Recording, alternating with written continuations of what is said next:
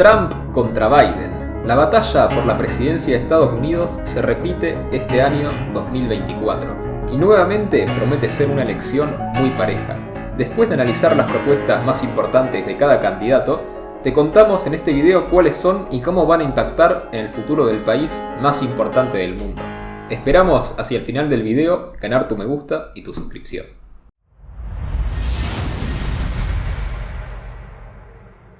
Soy Facundo Jurisic, estoy acá a mi izquierda con Isra Albornoz Molinari y esta es la 102ª reunión de la Mesa del Caos, ¿no? Así que bueno. Exactamente. Yendo directo al tema del video, bueno, podemos empezar con Biden o con Trump, ¿qué preferís? Vamos con Biden. Bueno, para empezar, primero podemos decir que Biden retoma, si se quiere, la impronta, porque ¿qué pasa? Que desde el Partido Demócrata había preocupación, según rumores, ¿no? Según rumores que siempre hay adentro, ¿viste cómo es esto? Que siempre tienen a los que tienen los contactos y desde adentro les pasan el chisme, pero bueno, nada está asegurado. Los rumores de la política. Los rumores de la política, exactamente. Supuestamente había preocupación muy fundada desde mi punto de vista sobre que Biden está como medio gagá, la verdad. No hay otra forma de decirlo. Sí, Biden está gagá. No hay que argumentarlo, son famosos los videos de todas las cosas que hace Biden. Biden está gagá, se lo ve siempre dormido, despistado. Y bueno, una imagen que no era tan evidente quizás en la campaña del año 2020, ¿no? No era tan evidente, se lo veía, sí, una persona grande, pero sí, lúcido. Un poco lúcido. Sí, yo no del todo desde mi punto de vista, pero bueno, supongamos. Pero más que nada creo que cuando se hizo más evidente, por ahí como más popular esta idea del Biden gaga fue por ahí 2021, 2022. Exactamente. Y bueno, ya 2023 que ya fue cuesta abajo. Bueno, parecería que ahora vuelve a tomar la impronta. Para mí, bueno, lo deben estar recontra asesorando. Sí, debe tener gente atrás diciéndole si esto, hace esto. Bueno, él muchas veces dijo, no quiero meter la pata, no quiero hacer lo que no me dicen. Sí. Se le escapa públicamente ese tipo de cosas, pero bueno. Entonces acá hay como un punto, ¿no? Con esto, que podemos decir que las propuestas estas de Biden serían en realidad las propuestas del Partido Demócrata más en general, ¿no? O sea, Biden en realidad sigue lo que le dice el Partido Demócrata, o lo que es la línea mainstream del Partido Demócrata. Sí, totalmente. ¿Por qué ahora se lo vio lúcido? Bueno, se lo vio lúcido porque, habló públicamente, entonces, bueno, qué sé yo, viste, lo deben haber recontra coacheado. Y sí, es como vos decís, podemos decir que no es Biden, es más bien el Partido Demócrata. Él es la voz del Partido Demócrata ahora y la cara del Partido Demócrata. Yo no entiendo por qué no ponen otro candidato. Tranquilamente podrían hacer una campaña de polarización mucho más fuerte de la que hacen ahora contra Trump. Bueno, pero lo que pasa es que ya la estrategia original de poner a Biden en el 2020 justamente era no polarizar, ¿no? Era como, bueno, todos sabemos que a mucha gente no le gusta Biden, pero bueno, mira, Biden es un poco más de centro y Trump es muy extremo, entonces mira, vota a Biden. Bueno, pongan a otro. En cambio, si vos ponías a alguien más extremo, ahí sí, Trump te polariza y el votante de centro por ahí vota más a Trump. Lo que pasa es que en las encuestas está muy abajo. Sí, ahora vamos a hablar de las encuestas también, que va ganando Trump casi todo. Va ganando Trump y qué sé yo creo que la gente, o sea, tenés una parte que vota más a Trump, que son otros que son más bien republicanos y votan a cualquiera que sea republicano, Trump está ahí, otros que son demócratas, lo mismo, otros que por ahí muy pocos que le gusta a Biden, y tenés una masa de gente que por ahí ve estas cuestiones de si el candidato está lúcido o no, porque ahora haga un discurso Biden y que diga, ¿no? Y que diga sus propuestas, que son muy progres y muy... Sí, ahora las vamos a ver, las propuestas. Muy de justicia social. Y que lo hable bien, se exprese bien, eso no evidencia que todos estos años que bueno, justifica que tal vez sea también pero ahora ya no. Mira, yo creo que no es un buen candidato, así que no sé qué clase de estrategia está haciendo el partido. O poner un candidato del mismo perfil, pero que no sea Biden, ¿no? Exactamente, que pongan a Kamala Harris. Pero no sé exactamente, tal vez sea por una formalidad, ¿no? De que, bueno, el presidente tiene derecho a la reelección. Vos decís tan así y se pierde en la presidencia, porque va a ganar Trump. No, bueno, pero bueno, hay que ver. No es en fraude. No, bueno, hay que ver. Hay que ver las encuestas, por ahora lo dan a Trump arriba, pero depende cada encuesta por muy poco, dentro del margen de error. O sea, Pareciera que va a ganar Trump, pero quedan todavía varios meses y la diferencia es relativamente poca. Así que bueno, queda un poco de la pelea, ¿no? Pero bueno, entonces básicamente, ¿cuáles son las propuestas de Biden? Bueno, para empezar con las propuestas, esto es sacado del presupuesto para el año 2025, que ya fue presentado, y también de muchos de los dichos del propio Biden, ¿no? A fines del año pasado y a principios de este año. El presupuesto presentado para el año fiscal 2025 consta exactamente de 7,3 billones, ¿sí? 7,3 billones de dólares. Es superior al presupuesto del 2023, que era de 5,8 billones, ¿no? Entonces vemos acá un incremento de 1,5 billones. De 1,5 billones, ¿no? Entonces, acá importante resaltar que son billones en nuestro sentido, no billones norteamericanos. No son... Porque acuérdense que para Estados Unidos... No son miles de millones, sino son billones. Claro. O sea, en Estados Unidos en inglés sería 7,3 trillones, ¿no? Trillions. Claro, exactamente. Porque para ellos el billón sería 1.000 millones. En cambio, para nosotros un billón son 1.000.000 de millones. Exactamente. Entonces 7,3 billones de dólares sería 7 millones de dólares. Exactamente. Entonces, bueno, tenemos un incremento del gasto. Prácticamente todas las propuestas de Biden son de incremento de gasto, aunque tiene alguna bajada de impuesto y sí tiene una propuesta de reducción del déficit fiscal, que lo quiere llevar a 3 billones, ¿sí? Para la próxima década. No lo quiere. Eso de déficit cero no existe en Estados Unidos. Eso ya. Ténganlo en mente, acá el gasto público y el déficit es constante en Estados Unidos desde hace muchísimos años, por eso es un país que está muy endeudado. Esto es importante. Sí, una deuda de 121% del PBI. Exactamente. ¿Cómo lo sostienen esto? Bueno, lo sostienen con dólares, porque los dólares tienen demanda, básicamente. Sí. Porque los dólares son la divisa mundial. El día que no llegue a ser divisa mundial, o que caiga un poco y que tenga otras monedas que compitan a la par, que podría pasar en algún momento, podría explotar a Estados Unidos. Pero bueno, eso es otro tema. Sería un problema, ¿no? Si el yuan puede empezar a ganar competitividad. No creo que el yuan, quizás capaz una solución de mercado. Pero quizás... digo que si China tuviera varias reformas, ¿no? O tal vez el euro, si se propusiera esa misión también de ser la moneda mundial. Pero lo cierto es que hay una tendencia de la última década de que el dólar efectivamente se está deteriorando de a poco, podemos decir, ¿no? Porque vos tenías que hace relativamente poco, antes del 2008... Más del 90% de todas las transacciones mundiales eran en dólares. Y hoy está por debajo del 80%. Que obviamente sigue siendo la enorme mayoría.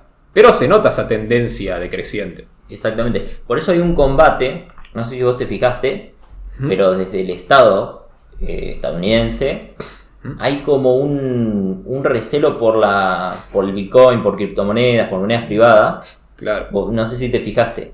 Yo creo que Y bueno, mirá el caso de El Salvador.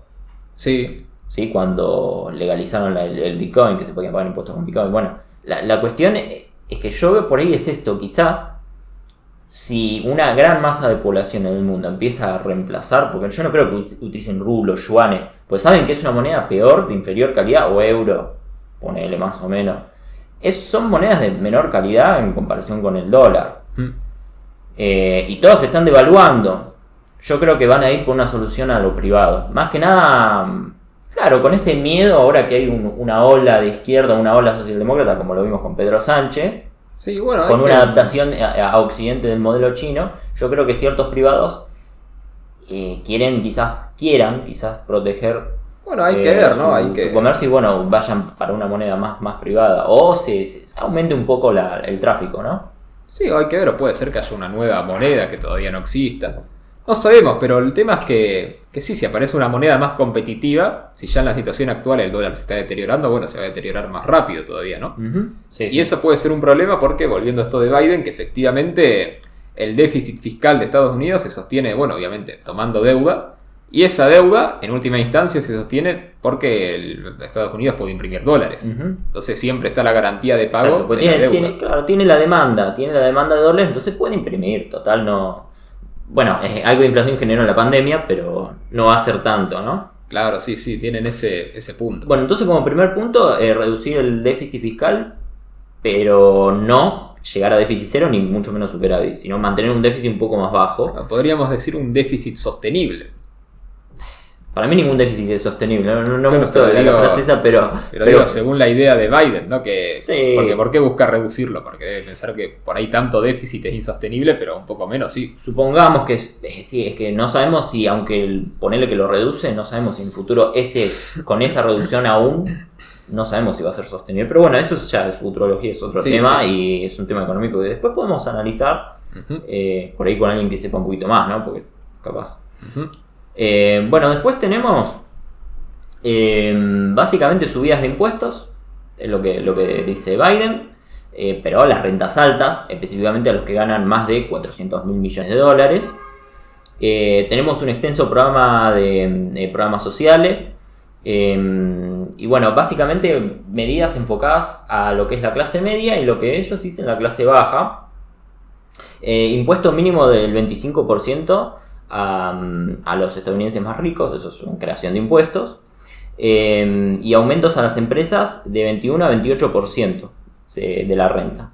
Sí. Entonces ahí tenemos un castigo directo a la producción. Este es el programa de Biden. Supuestamente el programa de Biden dice que se basa en la producción y en incentivar el crecimiento como lo viene haciendo estos años, según palabras de Biden, Ajá. según su discurso.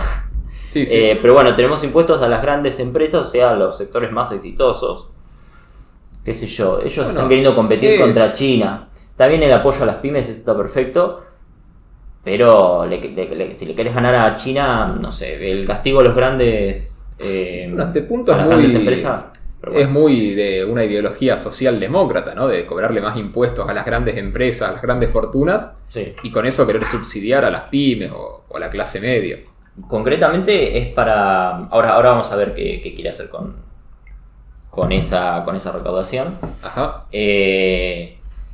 Pero lo que digo es esto, gran parte de su discurso hablaba de producción. Está bien que la socialdemocracia, en general, o ponemos la tradicional, antes de Pedro Sánchez, no hablaba tanto de producción, hablaba más de justicia Ahora, social. Pedro Sánchez es como la división para la nueva socialdemocracia. Y yo creo que sí, porque él dice que, recordemos, que la cláusula o la premisa para poder crecer es la intervención del Estado. Sí, sí, sí. Entonces esto es importante. Bueno, Biden esto- no dice eso en ningún momento. Entonces yo lo veo más como, si habla de producción, no es socialdemocracia anterior, porque no es solo justicia social como la socialdemocracia anterior, sino es un socioliberalismo, un liberalismo progre, una cosa más así.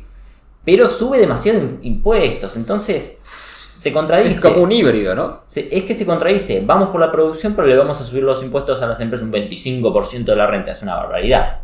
Sí, Si sí. estás peleando contra China y le querés ganar, vamos. Bueno, esto si Por les favor. interesa la nueva socialdemocracia, vean el video que subimos de la ideología de Pedro Sánchez, ¿no? Cuando habló en el foro de Davos, que es muy interesante y sí, creo que ahí está la base de sí, el nuevo paradigma de la socialdemocracia en Occidente, podemos decir, ¿no? Ujú. Pero básicamente sí, a ver, Biden tiene esta idea por ahí socialdemócrata, pero vieja, ¿no? La de la antigua socialdemocracia. O sea, antigua no, de la antigua, sino la anterior, de los 90. Sí. Bueno, le sube impuestos a las empresas, pero bueno, confía que van a seguir produciendo, pero con eso busca ayudar a los más desfavorecidos que no se favorecen con el mercado, ¿no? Ujú. Como esa idea de que el crecimiento económico no lo genera la intervención del Estado, pero el Estado tiene que extraer ciertos recursos porque el crecimiento económico por sí mismo deja algunos afuera, y el Estado tiene que Ujú. ayudar con eso. Ujú. Por ahí va con esa idea. Y bueno, por ahí piensa que subiendo estos impuestos que no va a afectar tanto, que después lo puede compensar subsidiando otras cosas. Pensará que puede mantener el crecimiento. En realidad lo que tuvo mucho fue recuperación post pandemia y un poquito de crecimiento. Pero ahora si sube los impuestos, bueno, vamos a ver qué clase de crecimiento tiene.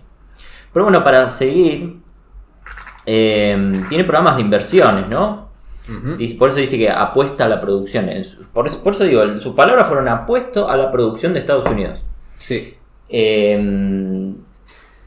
También, bueno, habló del combate al cambio climático, asignación de 23 mil millones de dólares para la cuestión climática, como una especie de fondo frente a las catástrofes, inundaciones, ese tipo de cosas. Todo esto inversión pública. Inversión pública, sí, los impuestos estos que va a cobrar van a ir en ese sector, Sí, ¿no? sí. Van a ir para ese sector. Después tenemos, reitera la petición de los legisladores para que aprueben unos 100 mil millones de dólares para reforzar la seguridad fronteriza. obviamente con México, o sea, tiene una política ahí con México de le pongo un freno, después vamos a ver Trump que lo endurece. Y vamos a ver todo el tema de la inmigración, sí. Y bueno, y también su apoyo a Israel al Estado de Israel es evidente, ahí Sí. no hay, en la política exterior no es muy diferente a Trump, pero sí en el caso Ucrania. Ahí iba a decir, ¿no? Con lo de Ucrania. Pero sí en el caso Ucrania, los demócratas quieren seguir enviando armas a Ucrania. Justamente ahora hay algunos de los países de la OTAN que ya entraron con algunas tropas a colaborar, no directamente a pelear, pero sí a poner un poco de logística, a brindar logística en Ucrania, así que ya podemos decir que no está peleando solo Ucrania, Sí, ¿no? por lo menos hasta ahora peleaba Ucrania y le daban armas. Claro, y ahora ya se está involucrando más la Se OTAN. están involucrando, entonces bueno. Bueno, podemos hacer un Interesante. video en el futuro, ¿no? De cómo está escalando la situación en Ucrania. Díganos en los comentarios si les interesa. Capaz que si comentan varios podemos hacer. Ujú. Entonces, Biden quiere seguir mandándole la ayuda a Ucrania. Eso es más gasto, es venta, pero también no es totalmente venta porque, no es una transacción de privados y No, y claro, ya está. hay fondos del Estado federal de Estados Exactamente. Unidos que directamente se los transfieren, ¿no? Ujú, Y todo esto serían 100.000 millones de dólares, ¿no? ujú, Entre la seguridad fronteriza, Ucrania e Israel, 100.000 millones de dólares. ujú. Que también para que nos hagamos una idea de los números que maneja Estados Unidos, ¿no? O sea, para ayudar a dos países y para reforzar la frontera se gastan 100.000 millones de dólares. Ujú. Que para que se hagan una idea es el doble de lo que le debe Argentina al FMI. Exactamente. Y eso es una partecita del presupuesto. Claro, y eso se lo toman como, bueno, 100.000 millones, tomá, acá no es tan, como que no es tanto, ¿no? Bueno, estamos diciendo que el gasto público total lo quiere subir a 7,8 billones. Sí. O sea, para que se hagan una idea, 100.000 millones Sí. No es ni el 1%. Exactamente. O sea, esos son los números que maneja Estados Unidos. Entonces, después tenemos más gasto. Tenemos, por ejemplo, habla de las clases medias otra vez. Dice textualmente, esto lo voy a leer. A demasiadas familias trabajadoras les cuesta demasiado encontrar un buen hogar, por lo que estamos trabajando para reducir los costes y aumentar la oferta de viviendas en todo el país. Y ahí, empieza con el programa de viviendas. Prevé inversiones por 260.000 millones. Ahí tenés más todavía. Sí. Hagan los cálculos, es 4 veces la deuda, ¿no? Un poco más de 4 veces. 5 veces la deuda, perdón. la deuda de Argentina con el FMI. Ajá. Y es ya más de la mitad de toda la deuda pública total de Argentina. Ujú. Y si lo sumás con los 100.000 millones anteriores, es casi toda la deuda pública argentina. Ujú. Exactamente. Vos fíjate que esto es plata directo del Estado que dice que van a ir a viviendas, a un programa de viviendas, ya sea para construir viviendas o para arreglar las viviendas que es precarias. Me hace acordar un poco al programa de viviendas de Milei, ¿te acordás cuando lo leímos? Pero el de Milei no era con gasto del Estado, era... Sí, no sé si es muy parecido a Milei. Por eso digo, me hace acordar, no dije que me hace acordar, porque la solución de Milei era del mercado y acá vemos al Partido Demócrata, la solución es, sacar del Estado, darle la platita y que hagan las casas. Es obra pública esto. Ajá. O sea, pero esto sería obra pública o darle la plata a las familias para que ellos hagan su casa. No sé exactamente el mecanismo, está en el Claro. presupuesto que se va a asignar eso. Claro. En el medio no sé si habrá filtraciones o no. Bueno, a mí Seguramente me hace siempre habrá acordar- filtración, pero no sé exactamente, no creo que le den la plata y vos vas a hacer lo que quieras. Creo que va a estar asignado como obra pública. Bueno, a mí me hace Pero acordar bueno. al programa de viviendas de Alberto, ¿no? Que Alberto Ujú. también tenía todo este programa de obra pública de construcción de viviendas. Ujú. Exactamente, después el presupuesto, ¿no? Establece también una desgravación, ¿no? Una desgravación por hijo, quita impuesto, ¿no? Ajá. Y supuestamente él dice que redujo la pobreza infantil a la mitad en 2021. Sí. Básicamente dice que se garantiza a la gran mayoría de las familias una atención infantil de alta calidad por más de $10 al día. Hace la cuenta, $10. por no más. Por no más de $10 al día. $10 son 10.000 pesos. Sí, sí. 10.000 pesos al día. Sí. Para que vean los números como acá está desfasado, ¿no?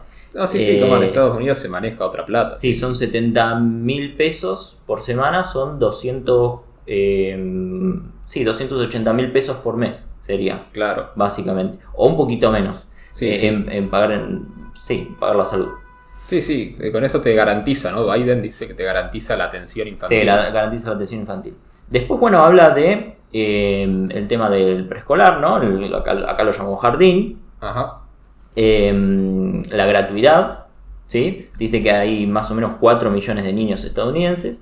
Quiere establecer la gratuidad de los jardines. Bueno, eso es más plata desde el Estado. Sí, ¿no? Interesante también. Recordemos que allá, no sé si hay escuelas gratuitas, debe haber algunas escuelas gratuitas, pero la gran mayoría son pagas y sí tienen subvención estatal, pero bueno, Biden propone que el jardín, sea preescolar, habla de menores de 4 años. Sí, y dice gratuito y universal, ¿no? Universal, sí. O sea, que cualquiera pueda entrar y acceder gratis. Uh-huh.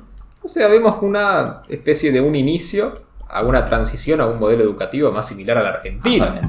Sí, después vamos a ver un poquito. Porque esto empieza con el jardín, pero quién sabe si no sigue ganando el Partido Demócrata, si no sigue avanzando, después va a ser también la primaria, la secundaria y la universidad. Y va a ser un sistema como el argentino, ¿no? Gratuito y universal para todo el mundo. Uh-huh. Exactamente. Y yo creo que Biden es bastante similar. Peronista. Sí, no sé si peronista, diría kirchnerista. Bueno, peronismo actual. ¿Te acordás cuando decían que Trump era peronista? Moreno decía eso. Moreno decía, y otros tantos, ¿no? Brancatelli, por ahí decía, me gusta Trump porque protege el mercado, hace política peronista. O sea, fueron muchos, no fue solo Moreno. Mirá. No es solo Moreno. Y acá vemos que yo siempre fui de la opinión de que esto es un disparate. Sí, por ahí en la cuestión proteccionista, bueno, hay medidas similares. Sí, bueno, ahora vamos a ver con Trump y podemos ver. Pero si hay algo más parecido al peronismo es el Partido Demócrata, que es el más grande, que es el más fuerte, que es el que tiene más afiliados. Sí, que acá lo estamos viendo, ¿no? Con la obra pública, con las políticas que hace, que son... Sí, totalmente. Pero bueno, básicamente esto, ¿no? Para los jardines. Exactamente. Entonces, bueno, después tenemos la propuesta de, otra vez lo mismo, desgravación fiscal para los hijos, reducir impuestos. A mí me parece bien, pero bueno, reducir impuestos en la medida de $2.600 para 39 millones de familias de ingresos bajos y medios. ¿No? ¿Impuestos a qué exactamente? Bueno, dice. Bueno, acá dice, la administración demócrata pretende también reforzar el crédito fiscal. No, eso es otra cosa, sí. No, básicamente sería... creo que va por el mismo lado. Creo que hacen una especie de... Por esto yo lo busqué porque no encontré muy bien la información, pero creo que básicamente a las familias, de ahí habla de 39 millones de personas, deben ser indigentes, porque tiene una alta tasa de indigencia también. Sí, 39 millones es el 10% de la población, que más o menos es el porcentaje de pobreza, ¿no? 10%. Sí, pobres así. Indigentes. Lo que yo veo que hay una devolución, según lo que vi. No encontré mucha información, pero bueno, es una especie de devolución de IVA o algo así, algo parecido. Claro. Pero bueno, okay. No noté mucho porque no lo encontré. No viste los detalles técnicos. Pero bueno, básicamente el concepto es ese, ¿no? Reducir impuestos para la clase baja más que nada, y bueno, también podemos decir para los ingresos medios. Y nada, eso, ¿no? Exactamente. O sea, lo que decíamos antes, aumentar impuestos a las empresas, a las grandes rentas, y reducir a las personas de ingresos más bajos, o incluso darle subsidios, ¿no?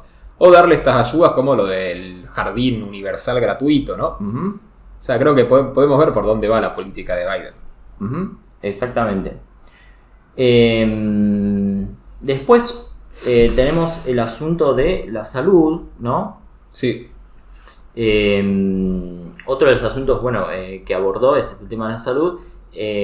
Fue el tope del coste de los medicamentos, ¿no? Y acá entramos con el control de precios, ¿no?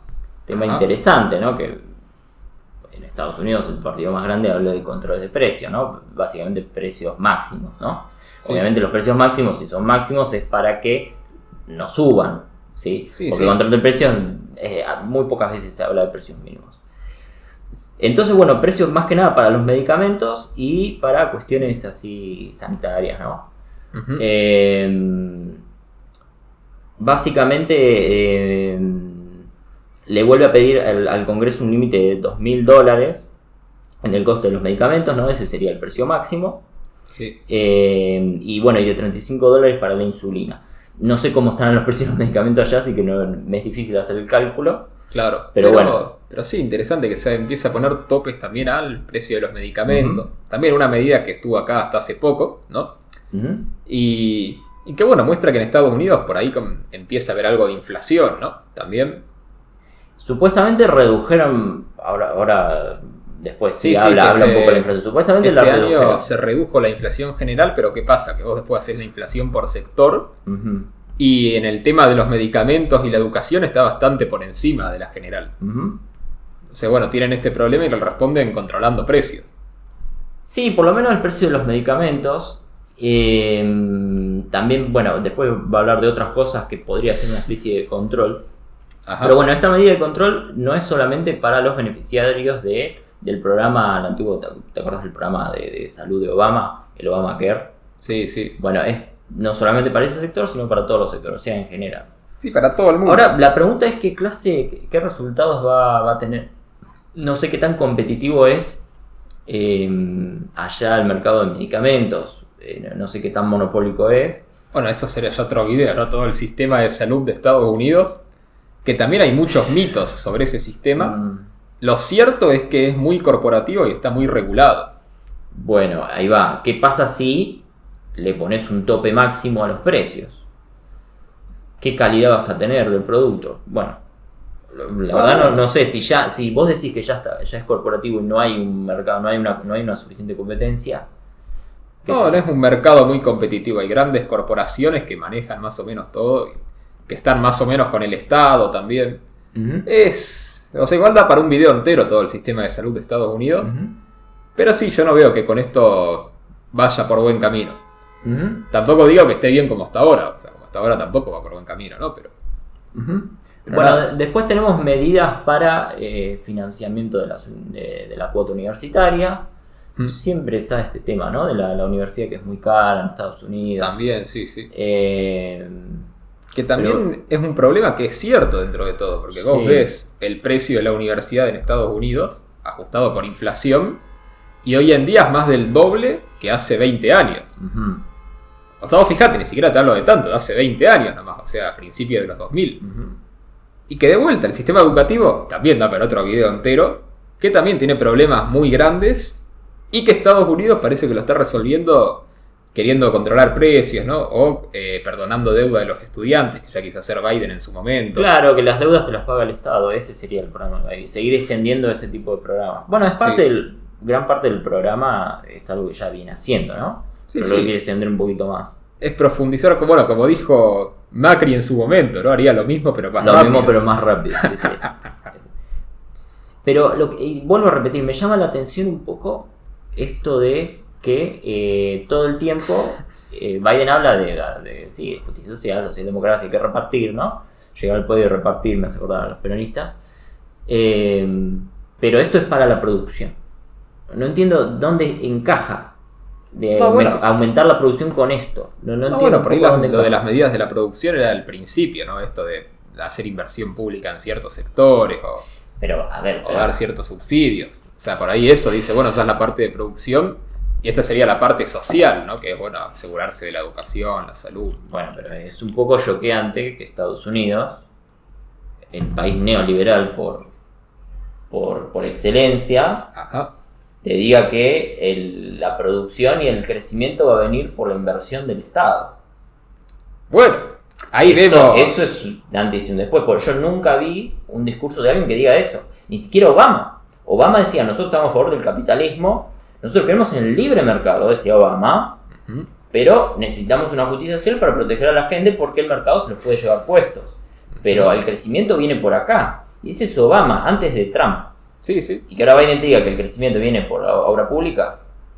Bueno, ahí vemos la transición entre esta socialdemocracia de los 90, que por ahí representaba Obama, y la nueva socialdemocracia, que bueno, Pedro Sánchez es la vanguardia, pero que vemos que Biden empieza a tomar ya muchos conceptos de esto, ¿no?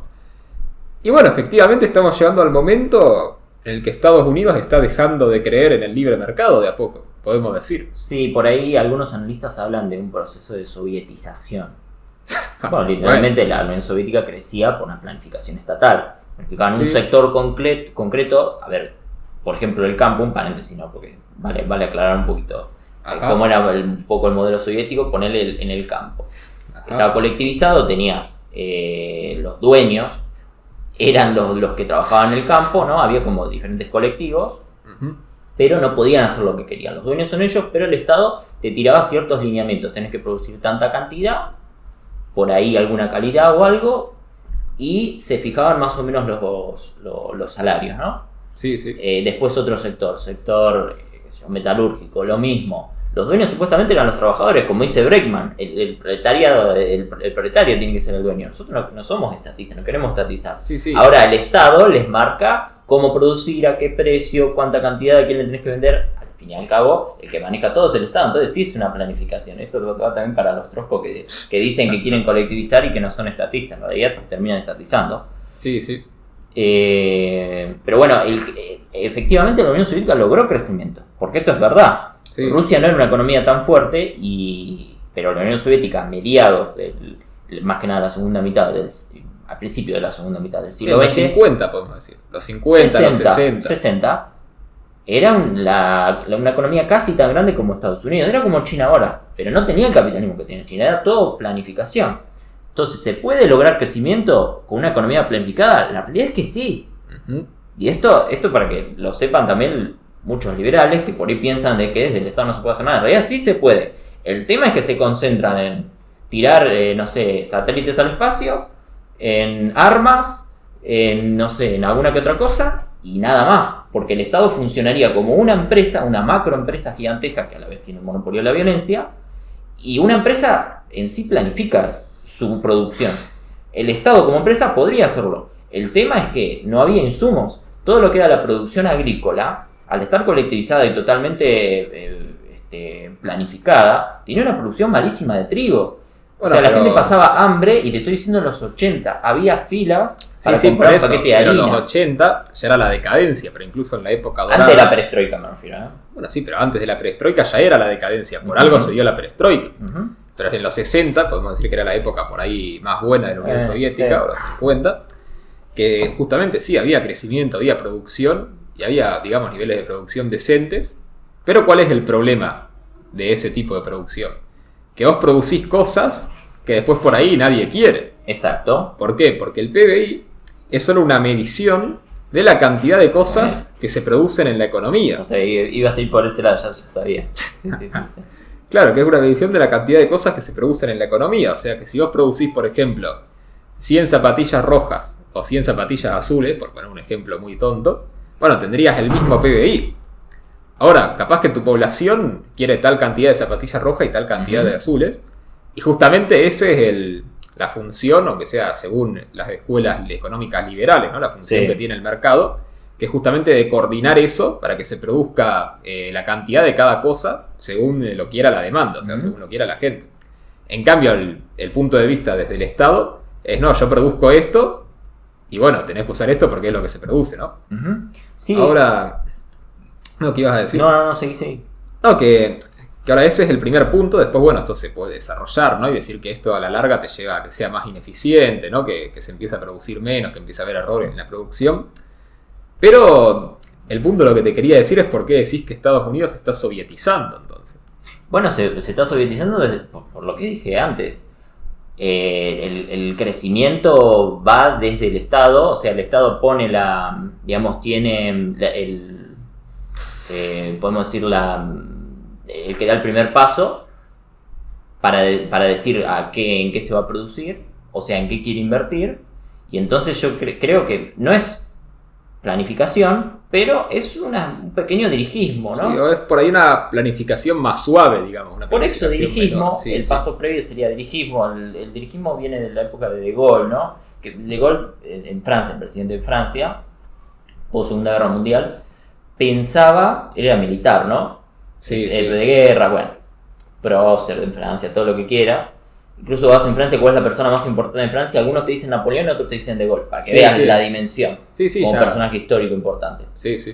Él pensaba, como todo militar, que el Estado se tenía que manejar como si fuera un regimiento, donde hay alguien que da la orden y los demás van obedeciendo. Entonces, obedecen por propia voluntad, entonces no es una planificación, pero es un dirigismo, te ponen las pautas y ellos tienen la libertad de obedecer. Bueno, volviendo a Estados Unidos, ¿no? Para no perdernos tanto en la historia, que igual es interesante, pero se me ocurrió justo con esto que decís, ¿no? De Biden, de de que, bueno, por ejemplo, con esto que decía de que anuncia 23.000 millones de dólares de inversión en gasto ambiental, ¿no? Sí. O para proteger el medio ambiente. Sí, para Bueno, la causa climática.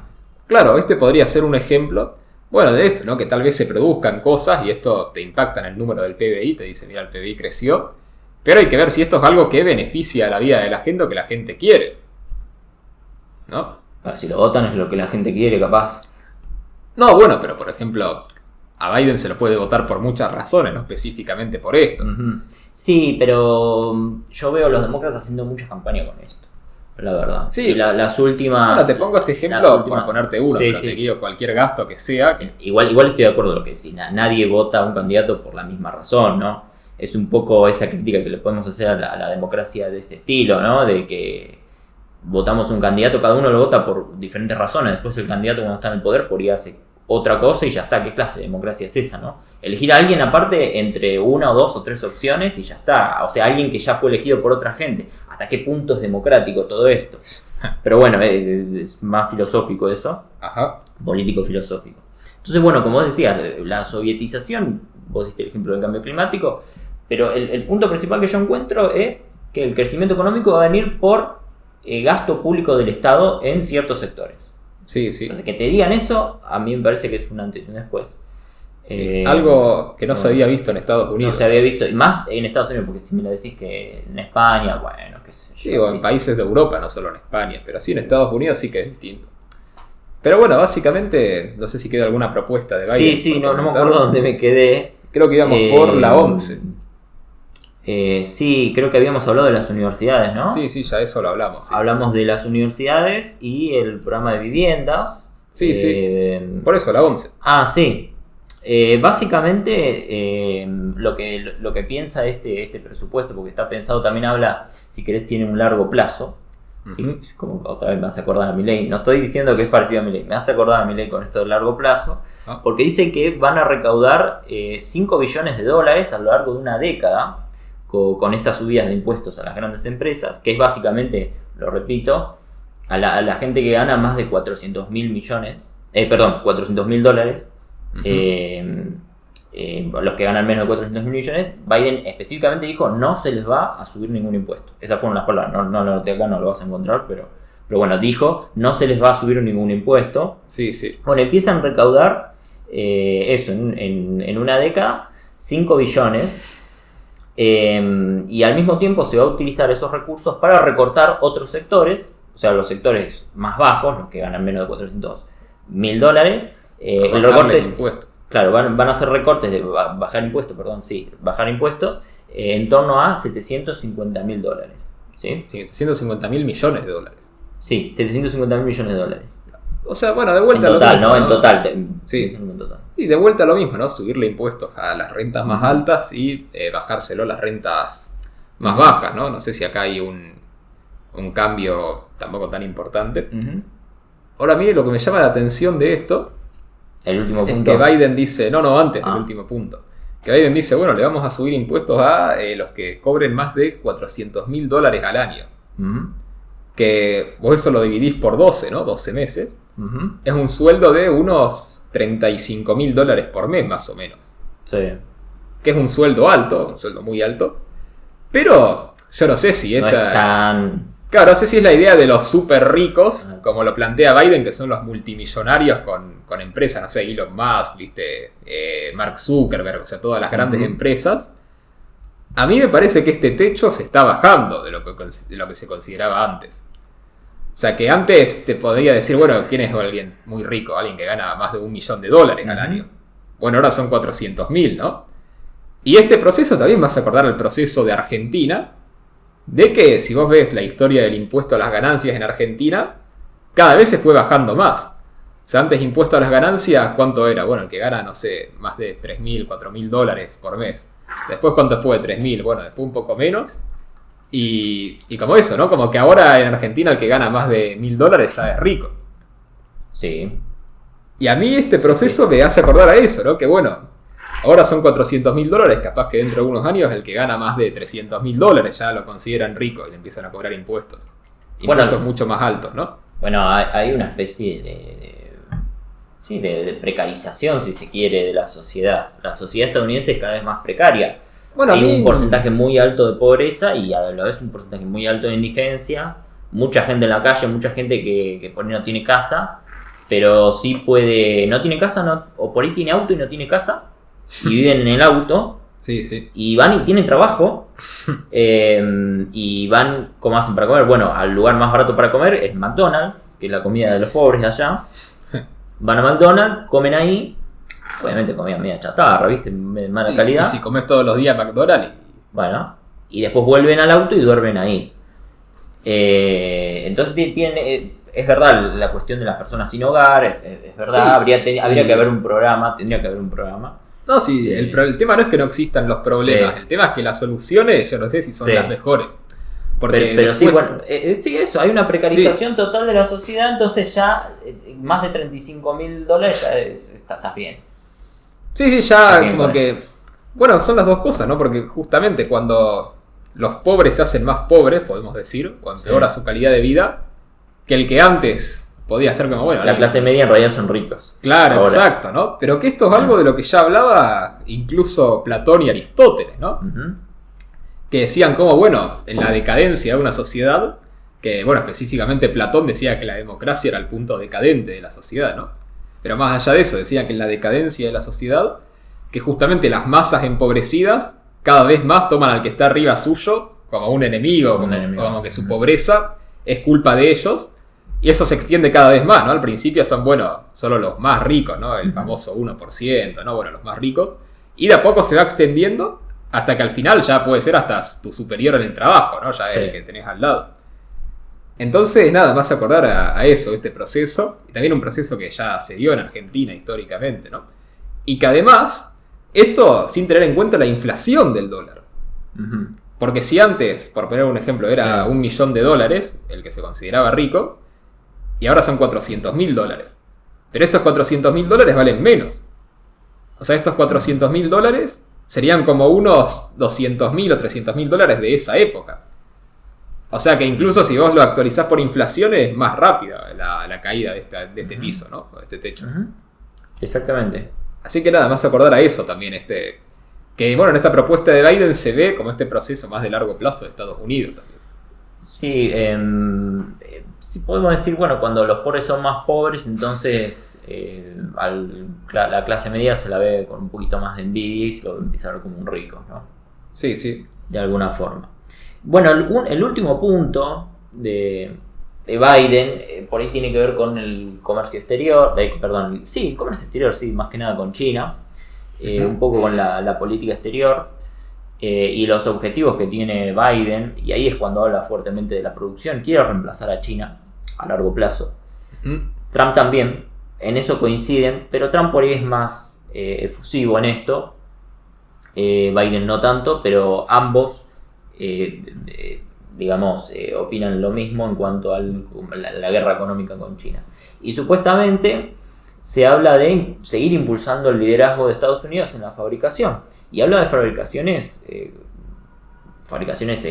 son escasas, que son estratégicas, como el caso de los microchips. Habla además, esto ya no es estratégico y no lo comparte con Trump, el tema de los autos eléctricos. Ajá. Recordemos que para el año 2035, me parece, sí, 2035, quieren reemplazar la mitad de la producción automotriz de Estados Unidos, tiene que ser eléctrica. Sí. O híbrida, no sé exactamente si eléctrica o híbrida podría entrar, me parece que sí. Ajá. Entonces, bueno, Trump no comparte, sí. Pero bueno, eso es un punto de Biden. Y después tenemos el tema de la ley de reducción de la inflación, que es una ley que ya existe. La ley es decir, una ley sí para reducir la inflación durante el gobierno de Biden, que la quieren seguir impulsando y que consta de cuatro bases, ¿no? 4 medidas, la ley de reducción de la inflación. Una es la reducción del déficit, me parece bien, me parece perfecto. Después habla de controles de precios, ya lo dijimos, control de precios de los medicamentos. Después habla también de objetivos de energías renovables, pero para las casas. Eso no entiendo bien cómo se implementaría. Supuestamente, allá el precio de la energía es alto.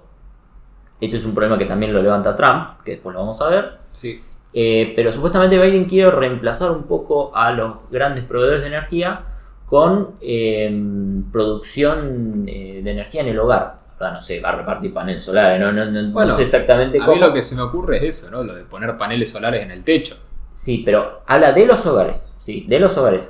Y también habla de promover las energías renovables. Sí, son dos cosas diferentes. Por eso digo 4 cosas: reducir el déficit, controles de precios, promover las energías, la producción de energía en el hogar y también promover las energías renovables aparte. Bueno, por ahí van un poco de la mano, ¿no? Que sea la producción de energía en el hogar, que sea renovable, ¿no? Y aparte, pero aparte también la energía renovable. Sí, aparte, pero digo, en el caso del hogar eso. Que sí, la del hogar va a ser renovable, imagino, si no. La energía nuclear en la casa. Claro. Vamos a hacer un reactor nuclear acá, no, pero bueno. Sí. Pero bueno, destaco por ahí el tema de promover el empleo, por eso también habla de producción. Ahí estoy de acuerdo, es lógico que si aumenta la producción, aumenta el empleo, eso lo levanta Biden también, sigue siendo un poquito ortodoxo en este sentido, por lo menos económicamente. Sí. Y eso, volviendo a la guerra económica contra China, quiere reducir la dependencia. Es importante el caso de los microchips, no tiene un apartado específico, pero lo nombró muy por arriba. Pero no tiene un apartado específico. Recordemos que China y Taiwán lideran la producción de microchips. Sí. Estados Unidos tiene una parte y quiere dejar de depender de ese sector. Eso es muy acertado estratégicamente, políticamente, así que ahí podemos decir que punto para Biden. Sí. Eso sí, en cuestión geopolítica, sí sería necesario quizás proteger esa parte del comercio. Sí, lo que habría que ver es si busca... ¿Pero por qué proteger? Porque desde el liberalismo, ¿cómo vas a proteger el mercado? Bueno, pero porque del otro lado tenés un enemigo que quiere hacer lo mismo, que utiliza eso como un arma. Entonces, bueno... Sí, que si te cortan los microchips ya está, cagaste básicamente. Claro, en criollo sí. Claro. Pero bueno, es una propuesta que es acertada, ¿no? Claro, lo que habría que ver es si busca proteger la industria solo en alguna cuestión así geopolítica, o si busca por ahí un proteccionismo más general, ¿no? Como con la idea por ahí de desarrollar la industria así como un concepto más abstracto. Por ahí como el peronismo acá, que es como, bueno, vamos a hacer autos en Argentina. ¿Y por qué? No, bueno, porque hay que hacer autos en Argentina. No, puntualmente esto apunta a China. Básicamente porque lo dicen. No quieren depender de China porque China es un peligro. Es una mentalidad neoconservadora. Porque Estados Unidos tiene que ser el líder del mundo. Esto lo comparte muy fuertemente Trump, y más Trump todavía. Tiene que ser el líder del mundo en producción y también en moralidad, ¿no? Democracia, qué sé yo. Claro, ¿no? De libertad. No habla de libertad los demócratas, pero bueno, y apunta a China como el enemigo de esos valores. Entonces hay que combatirlo y reducirlo, achicarlo lo más rápido posible. Sí, buscan no depender de China. Sí, yo lo que digo es que esta es la justificación, ¿no? El discurso, que en algunas industrias puede ser acertado. El tema es si esto además, por ahí como segundo objetivo, no se plantea también como una política económica, que es lo que decíamos antes, ¿no? De bueno, en vez de decir, bueno, la economía funciona todo normal, libre mercado, como sería Estados Unidos, pero protegemos esta industria porque necesitamos esto, porque si no China nos puede amenazar. O si pasa a ser que toda la política económica es, bueno, a partir de ahora todas las industrias van a empezar a tener cierto proteccionismo, van a empezar a tener cierto dirigismo estatal. Y bueno, y aparte sí, tenemos estas industrias que son estratégicas. A ver, por lo que entiendo, Biden no apunta a que lo último que dijiste, de que el crecimiento económico va a venir con proteccionismo estatal.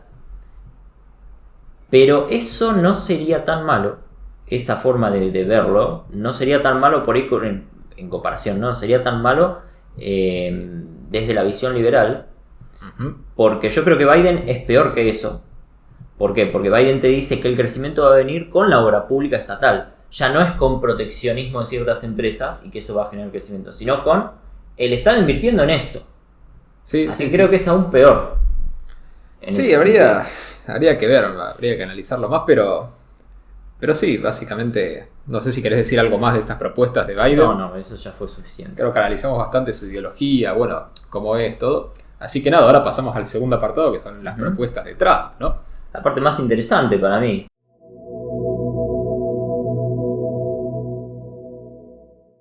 Bueno, entonces ahora seguimos con las propuestas, ¿no? De Donald Trump, el expresidente de Estados Unidos del 2016 al 2020, ¿no? Uno de los más polémicos.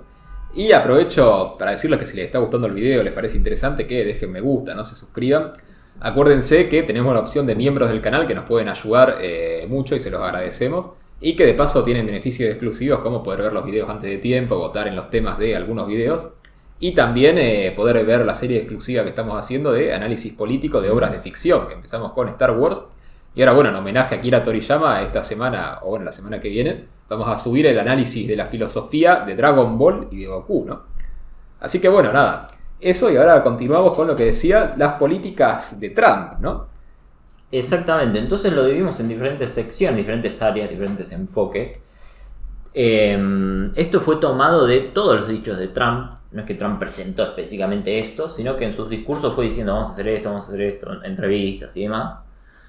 Y también tomando la experiencia, ¿no? Porque fue presidente, entonces tenemos experiencia de que algunas cosas las quiere profundizar él y ya sabemos cómo se implementaron, porque bueno, ya se hicieron. Sí. Entonces, la primera medida, Estado profundo, ¿sí? El famoso Deep State. Claro, bueno. ¿Qué es Estado profundo? La burocracia. Y acá esta propuesta de Trump me hace acordar mucho a Milei, me hace acordar mucho a la motosierra al Estado, quizás fue inspirada en eso. No, pero Trump ya hablaba del Estado profundo hace tiempo. Pero por eso digo, o al revés, ¿por qué? Porque Trump ya había tomado algunas medidas. Básicamente lo que quiere es una ley con, no son superpoderes, la verdad, diría con ciertas atribuciones, para poder mover a la burocracia, la gente, allá se dice servicio civil, o sea, empleados públicos, básicamente, poder moverlos a sectores más eficientes. Y concretamente, él dice burócratas corruptos que han convertido, escucha bien, nuestro sistema de justicia en un arma. Ahora digo por qué esto. Dice, y actores corruptos en nuestro aparato de inteligencia y seguridad nacional, porque recordemos que él está siendo investigado, ¿no? Entonces un poco es como una especie de, sí, puede ser de represalia, ¿no? Sí, que está, bueno, no sé si está condenado por la justicia o si está abierta a la causa, ¿no? Viste que se había suspendido su candidatura. Sí, que en un estado además le quisieron suspender la candidatura también. Sí. Y bueno, y todo eso impulsado por un fiscal demócrata que había sido nombrado 2 semanas antes, ¿no? Entonces sí, ahí hay toda esta denuncia que hace Trump. Ahora, yo no sé si esto es exactamente igual a lo que dice Milei de la motosierra. ¿Por qué? Porque Milei habla más que nada de la burocracia, los empleados públicos en un sentido por ahí económico, ¿no? De la eficiencia. Y un poco de la corrupción, pero corrupción como, bueno, corrupción porque quieren robar nomás. Y Trump habla más como de que hay unas élites en el Estado que tienen su propia agenda política y no dejan gobernar a los presidentes, ¿no? Y específicamente, bueno, acá dice, ¿no? De los actores corruptos en el aparato de inteligencia y de la seguridad nacional. Y específicamente, bueno, podemos hablar del complejo militar industrial, ¿no?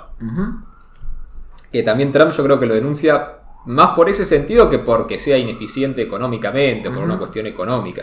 Bueno, también nombró un poco la cuestión económica. Básicamente lo que quiere, lo que dijo también es reasignar, pero también la cuestión de tomar pruebas, ¿no? Mejorar el tema de los exámenes, ¿no? De los concursos para ingresar. Puede tener algo económico, puede ser. Debe haber alguna pata económica porque yo creo que un poco vende.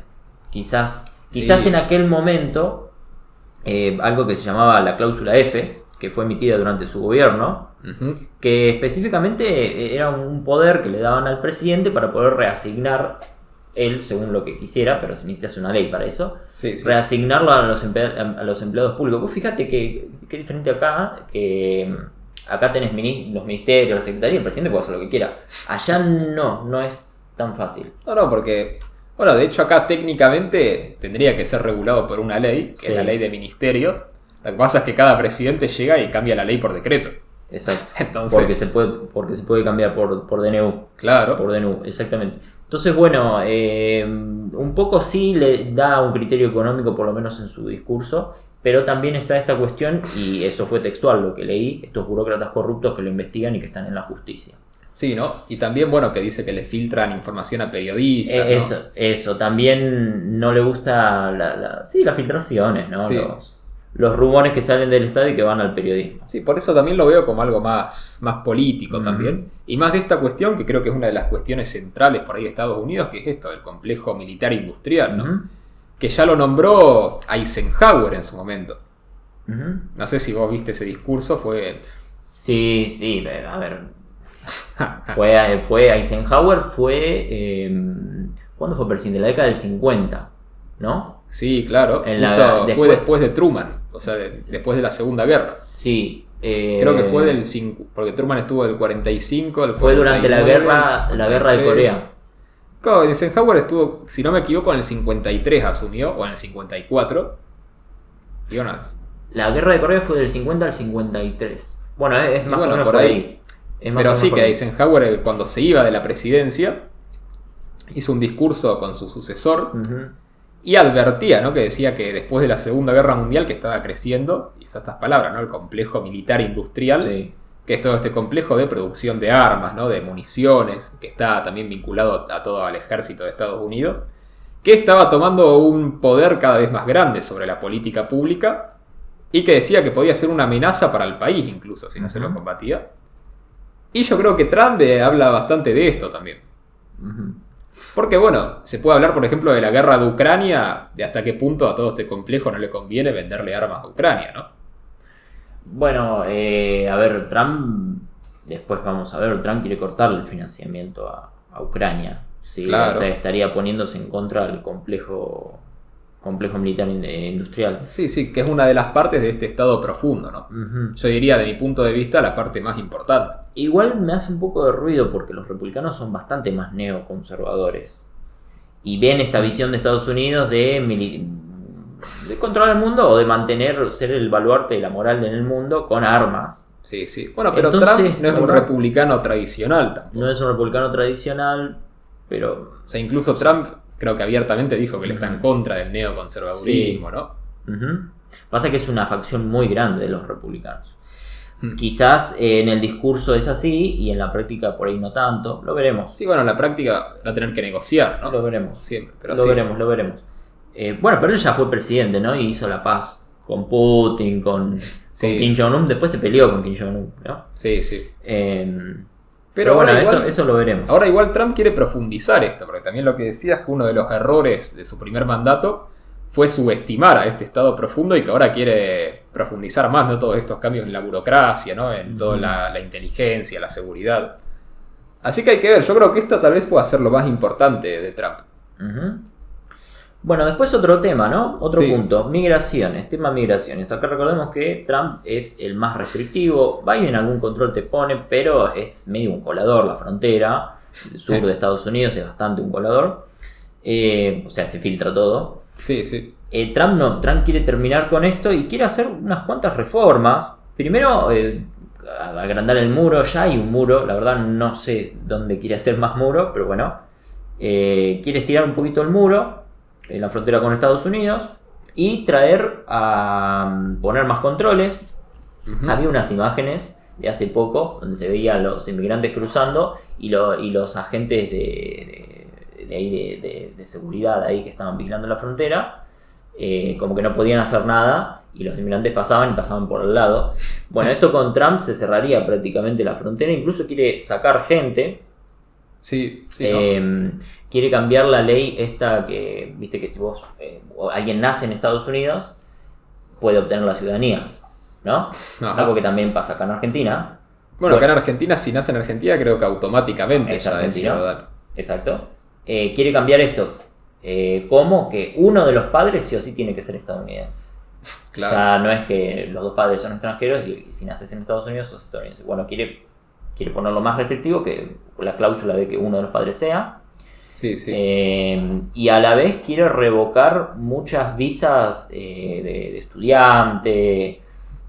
También el tema del control para las visas de turismo. ¿Sí? Que a veces sacan la visa de turismo y después se quedan ahí. Claro, quiere controlarlo mejor. Y me llama la atención esto, el revocar ciertas visas ciertos inmigrantes que sí son legales, no los ilegales que entraron por turistas después, o se cruzaron el muro y después se quedaron ahí, sino los que entraron por ahí por un trabajo puntual o para estudiar, que dada cierta característica o cierto perfil, si, también les quiero revocar la visa directamente. No sé cómo lo instrumentaría eso, porque es legal. Va a tener que cambiar la ley. Claro, tiene que cambiar la ley. Y no dar visas a estudiantes. O sea, directamente o reducir, poner un cupo. Claro, o poner criterios más estrictos por ahí, que algún criterio ahora no haya. Bueno, Trump habló, ¿no?, de la mayor operación de deportación de la historia. Sí. Y habló también de el peligro islámico, ¿no? De más control, por ejemplo, de viajes a países musulmanes. Uh-huh. Y obviamente sacar gente que por ahí tentativamente sea más simpatizante del islamismo, pero bueno, más controles en los aeropuertos, más controles en los viajes de la propia población. Sí, bueno, acá podemos decir que está con este aparato, ¿no?, militar, industrial, de vigilancia. Uh-huh. Y también el tema de específicamente revocar las visas a aquellos estudiantes que tengan algún pensamiento antiestadounidense y así en esas palabras, antiestadounidense y antisemita. Ajá. ¿Cómo se hace eso? Bueno, lo van a tener que expresar. Deben ser esta especie de líderes, pequeños líderes. ¿Viste que se habla de estos pequeños líderes jóvenes? Sí, digamos influencers. Bueno. Digamos como nosotros. Claro, bueno. Si nosotros tendríamos ideas antiestadounidenses y fuéramos a estudiar allá y lo expresáramos de alguna forma, porque si no, no sé cómo podrían saberlo. Bueno, claro, sí, que lo expresen. Nos revocan. No creo que te revisen chat privado o cosas así, ya eso sería mucho. Aunque, quién sabe, ¿no? No lo sé. Yo creo que Trump podría ir para ese lado porque lo consideraría una amenaza puede ser. Al propio Estado, a la propia sociedad. Bueno, a mí esto me parece también un cambio importante en Estados Unidos. Hablábamos de cómo Biden tenía cosas en sus propuestas que decíamos, bueno, esto es un antes y un después en Estados Unidos. Y con esto de Trump, más o menos también, ¿no? Por ahí no es tanto un antes y un después, sino continuar una tendencia que ya se venía viendo. Pero esto de seguir vigilando también el pensamiento de ciertas personas, ¿no? Deportar, tener todo este aparato de vigilancia, que es muy contrario a la idea original de Estados Unidos, me parece a mí.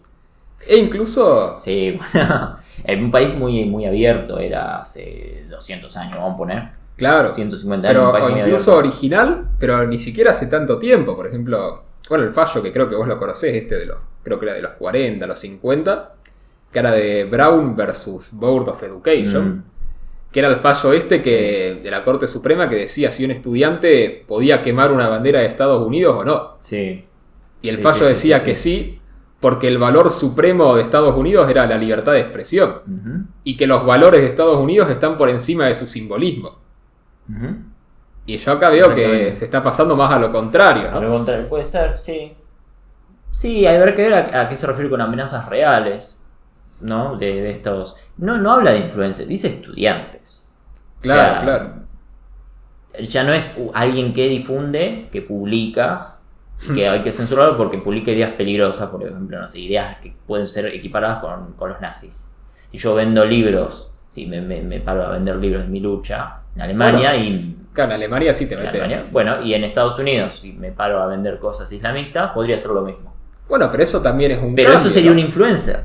Claro. Acá habla de estudiantes que no están publicando, así que la verdad no sé. Tal vez que sean charlas informales, ¿no? O cosas así, pero sí, ya es más... como otro límite más, que ¿no? se intuye que pueden tener ideas antiestadounidenses. Habla de islamismo, por ahí el propio ser musulmán, islamista, no sé si tradicionalista, habla de yihadistas. Y ser islamista es antiestadounidense, ser antiestadounidense por sí mismo, claro. Quizás eso ya es suficiente. Y habría que ver, sí. Pero esto también me parece un viraje importante de Estados Unidos, de los dos lados, ¿no? Porque en Estados Unidos, por ejemplo, hace no tanto... Yo veía videos de estadounidenses que decían, bueno, yo en los 90 vos ibas por la calle y no sé, y vos podías tener un neonazi. ¿Qué? Bueno, los 90. Bueno, sí, por sí, eso, sí, ¿no? sí. 30 años, no es tanto. Pero por eso vos podías tener un neonazi, que sé yo, distribuyendo libros, defendiendo sus ideas, bueno, estás de acuerdo, pero hay libertad de expresión.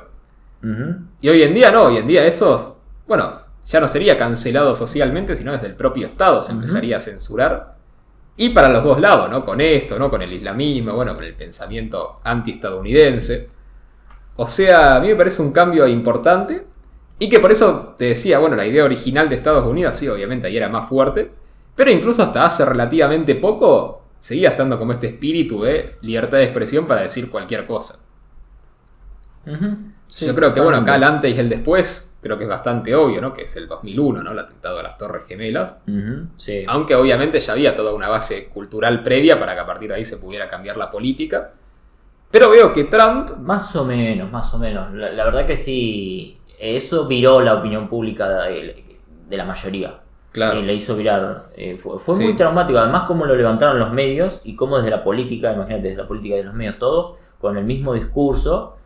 A ver, cuando entraron a Irak se pensaba que iban a encontrar a los responsables de los atentados a las Torres Gemelas y hubo toda una especie de nacionalismo, yo recuerdo. Mucha gente afuera con las banderas de Estados Unidos, ¿no? Sí, sí. Festejando. Bueno, ya Entonces, en el video de Star Wars hablamos, ¿no? De cómo todos estos atentados contra la seguridad pueden terminar destruyendo la libertad también, ¿no? Y nada, por eso digo que Trump también tiene cosas que veo que se desvían un poco de lo que era Estados Unidos, pese a que su discurso es lo contrario, no es defender Estados Unidos, que dice como volver al Estados Unidos glorioso. sí.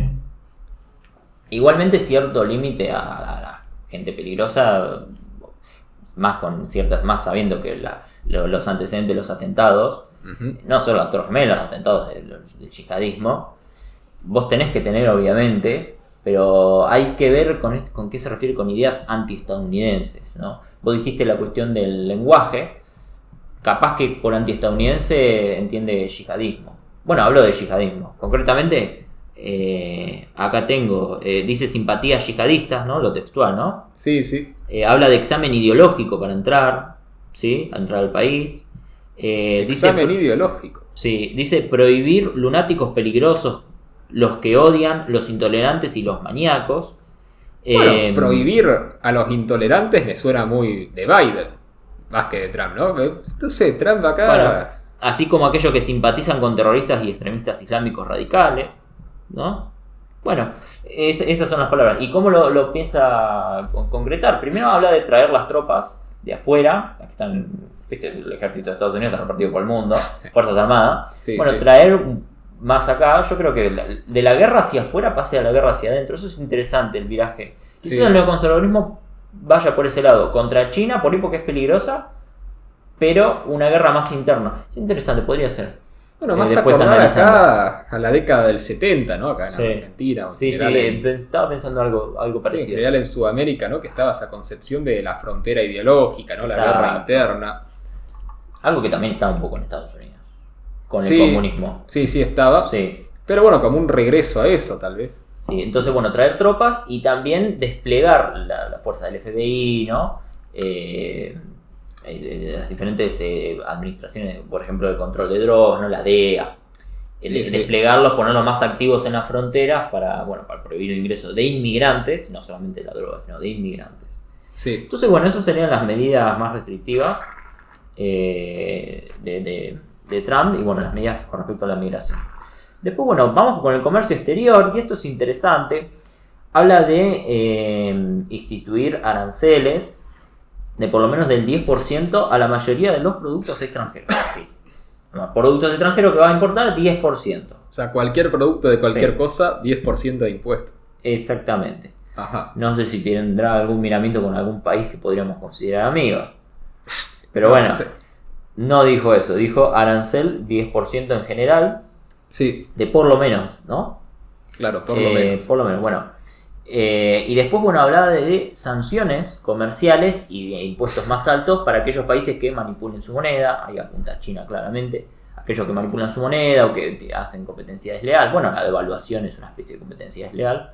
Claro. O que le ponen impuestos y aranceles a los propios productos de Estados Unidos. Entonces de ahí Trump te dice: yo te voy a poner más impuestos a esos países en específico. Pero Claro. bueno, ese impuesto de 10% es para todo el mundo. Sí. ¿Está? Bueno, acá es lo contrario a lo que dice Milei, ¿no? Que Milei, Sí. por ejemplo, elogia la apertura de Chile, ¿te acordás? La apertura unilateral al comercio. Que decía, bueno, Chile por ahí para exportar a algún país le cobra impuestos, pero él no le cobra impuestos a nadie. Y Milei dice, Sí. eso está bien, eso funciona. Y Trump dice, no, si me cobran impuestos, bueno, yo te cobro más. Ahí tenemos Sí. una postura contraria, sí. Entonces, bueno, ese 10% para todos y la reciprocidad, si vos me cobras impuestos, yo te pongo impuestos. Y después un apartado específico con respecto a China, quiere en 4 años terminar con todas las importaciones chinas. Ajá. En 4 años, con todas. Desde electrodomésticos, tecnología, infraestructuras, incluso habla de empresas chinas que vayan a invertir en Estados Unidos. También las empresas chinas, ya no serían importaciones. La inversión china directamente. Exactamente. Paul la considera peligrosa. Bastante ambicioso, ¿no? En 4 años. Sí, dice, bueno, quiere prohibir que las empresas chinas sean propietarias de infraestructura estadounidense. O sea, no deben ser todas las empresas chinas, pero sí de cuestiones de seguridad, textualmente, que pongan en peligro la seguridad nacional de los Estados Unidos. Claro. O sea, qué sé yo, si una empresa de energía que es china, bueno, ahí no vas a estar más. No sé cómo lo vas a expropiar, no sé, la verdad. Le vas a poner arancel, la vas a echar, la verdad, no sé cómo hará. Bueno, tendrás un medio. Se podría expropiar, ¿no? Si hace una ley y paga el dinero necesario. Estados Unidos empieza a expropiar empresas, ya... Sería otro paso más, ¿no? Porque ya no son los demócratas, por lo menos están los republicanos. No, los republicanos hacen otra cosa parecida, sí. Bueno... que el escenario político de Estados Unidos es interesante. Acá podemos ver el futuro de Estados Unidos, ¿no? Capaz que este video lo podríamos nombrar la argentinización de Estados Unidos. Peronización ya no es argentinización. Ah, puede ser, sí. Ya está, ahora Argentina es otra cosa.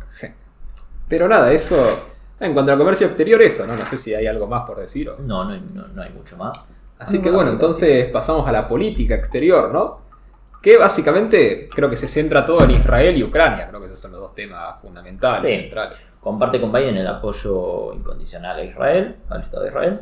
Y con Ucrania, ahí sí difiere con Biden, quiere cortar el financiamiento. Esto ya lo dijimos cuando hablábamos de Biden. Sí. Incluso Trump dice que va a terminar con la guerra y llegar a la paz con Rusia antes de ser presidente. No sé. No, eso a mí me parece más un eslogan, algo... Bueno, pero lo dijo, ¿no? Sí, sí. Habló de... Bueno, lo que dije de Ucrania. Bueno, poner fin, entre comillas, o sea, el textual, poner fin al flujo interminable del tesoro estadounidense a Ucrania. Y, esto es importante, pedir a los aliados europeos que reembolsen a Estados Unidos por el costo de reconstruir sus reservas. Les quiere cobrar a los europeos, van a estar muy contentos. Sí, esto ya lo había dicho en su momento, porque vos para estar en la OTAN, uno de los artículos es que tenés que tener 2% del PBI en gasto militar. ¿Y qué pasa? Que en realidad los países con 2% del PBI de gasto militar son 2 nomás. Sí. Son Estados Unidos y Polonia. Sí. Todo el resto de países de la OTAN no llegan al 2% del PBI. Entonces lo que había dicho Trump es que dijo, bueno, si yo asumo voy a aplicar que si un país europeo no invierte 2 del PBI en gasto militar, anulo el artículo 5. Sí, me acuerdo, fue hace tiempo, sí. Que el artículo 5, para el que no sepa, es el artículo que dice que si atacan a un país de la OTAN, todos los otros países tienen que intervenir y ayudarlo, ¿no? Y acá dijeron, bueno, entonces, por ejemplo, si Rusia atacara a Alemania, Estados Unidos no haría nada, porque Alemania no invierte 2% del PBI. Claro. O lo usaría como una estrategia de presión, ¿no? Para que inviertan ese porcentaje. Pero bueno, se ve con esta política de la OTAN, de Ucrania, de que básicamente Trump lo que considera es que Estados Unidos está gastando por ahí demasiada plata en Europa y que quiere que Europa empiece a poner más también de su bolsillo, ¿no? Tiene razón, ¿no? Geopolíticamente no lo sé. Si él dice que tiene una buena relación con Putin, pues Putin también dice lo mismo. Claro, por ahí también por eso, ¿no? Busca, por un lado, esto, que Europa meta más de su bolsillo, ¿no? No darle tanta plata. Y al mismo tiempo se asegura diciendo, bueno, con Rusia tenemos unas relaciones mínimas, ¿no? Que tampoco sea un enemigo. Yo creo que la apunta a ponerle gana a las elecciones, y pasa un tiempo hasta asumir. Ni bien gana las elecciones, o ni bien se esté seguro de que vaya a ganar las elecciones, yo creo que va a haber una reunión con Putin o un diálogo, por ahí no público, por interno, y que supuestamente ahí dice él, ahí sí, eso sí lo dijo, que por eso va a terminar con la guerra de Ucrania antes de asumir. Lo que sí no dijo es del retiro de Rusia de los territorios que ocupa. Eso no lo dijo. Así que quizás va Putin y convence a Zelensky y le dice, dejale la península de Crimea, ¿viste? Que... Sí, básicamente que Ucrania asuma la derrota. Yo no lo llamaría totalmente derrota, porque evitó que tomaran todo el país. Bueno, está Los bien. rusos se tuvieron que retirar de Kiev. Sí, Eso fue sí. catastrófico. Lograron sobrevivir y pierden un territorio. Lo que pasa es que la península de Ucrania está ocupada desde 2014. Y la guerra empezó en 2020. No, pero esa es la península de Crimea. La península de Crimea, sí. Pero hay otros sectores que fueron tomados en esta guerra, digo. Sí, el Donbass, lo que es la región oriental, Sí, sí. que no es tan estratégica. Es simplemente que hay mucha población rusa y es verdad que hay sectores, como son prorrusos y hablan ruso, la población habla ruso, no habla ucraniano, que se quieren anexar a Rusia. Sí, se quieren unir a Rusia, sí. Lo que Es pasa un es que... territorio pequeño. Lo importante para Rusia, desde ya te digo, no es tanto la región del Donbass, que es más un chivo expiatorio para meterse en Ucrania. Sí, Lo importante para Rusia es la península de Crimea, porque es donde tiene la base.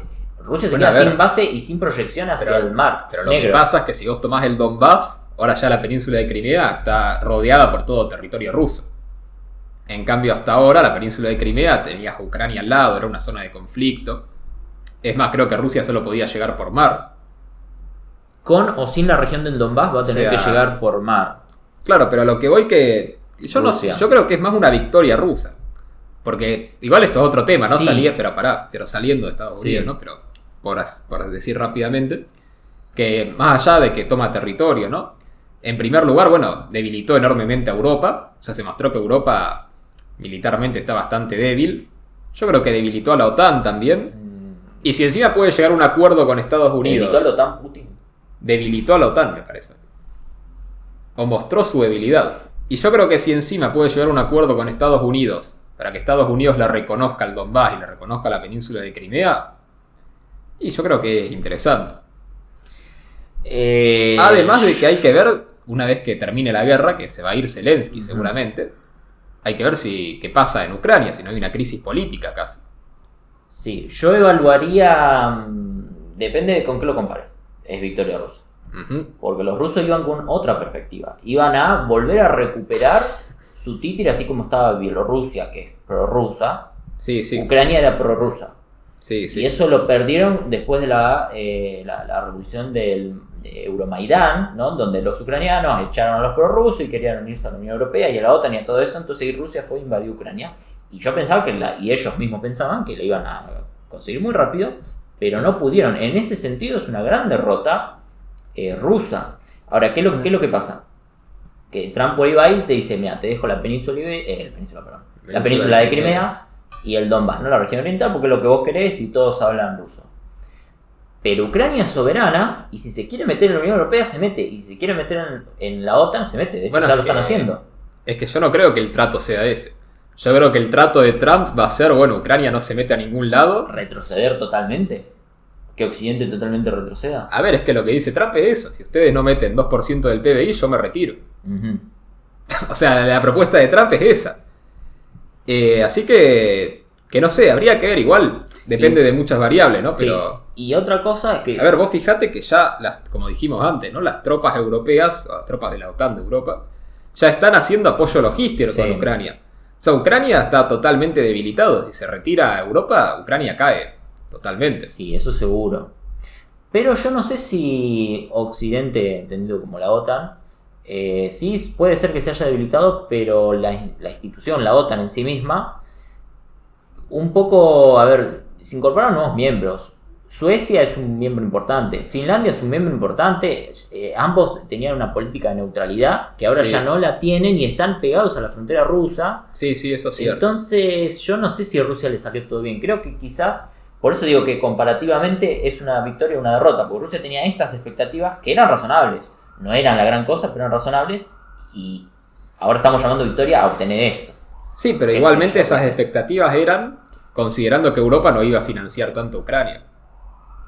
No sé, yo creo que es una guerra, que un resultado neutral también. Neutral. podríamos decir. Ahí me gusta un poquito más. Porque Pero- también se vio muy perjudicada por el comercio. Pero depende lo que haga Trump, si es que gana, con esto que estamos diciendo, bueno, puede cambiar el resultado, ¿no? Rusia además, en paréntesis gigante pero bueno, Sí. vamos a hacer un programa sobre esto. Rusia necesita que le levanten algunas sanciones y Estados Unidos y Europa no le van a levantar todas las sanciones, pero algunas necesita sí o sí, Ujú. porque cada vez se va a ver más empobrecido, ya no tiene los suficientes insumos para la producción de armas, ni hablar para comer, ¿no? Pero para la producción de armas tiene una inflación alta, además Rusia. Sí. Está creciendo la pobreza, entonces a este mediano plazo, supongamos desde que empezó la guerra hasta ahora estamos en el mediano plazo, ponerle que Rusia y Ucrania hoy Rusia y Occidente tienen un resultado neutral, donde Rusia puede sacar alguna ventaja, pero a largo plazo Rusia ya no va a ser potencia si se siguen con estas sanciones.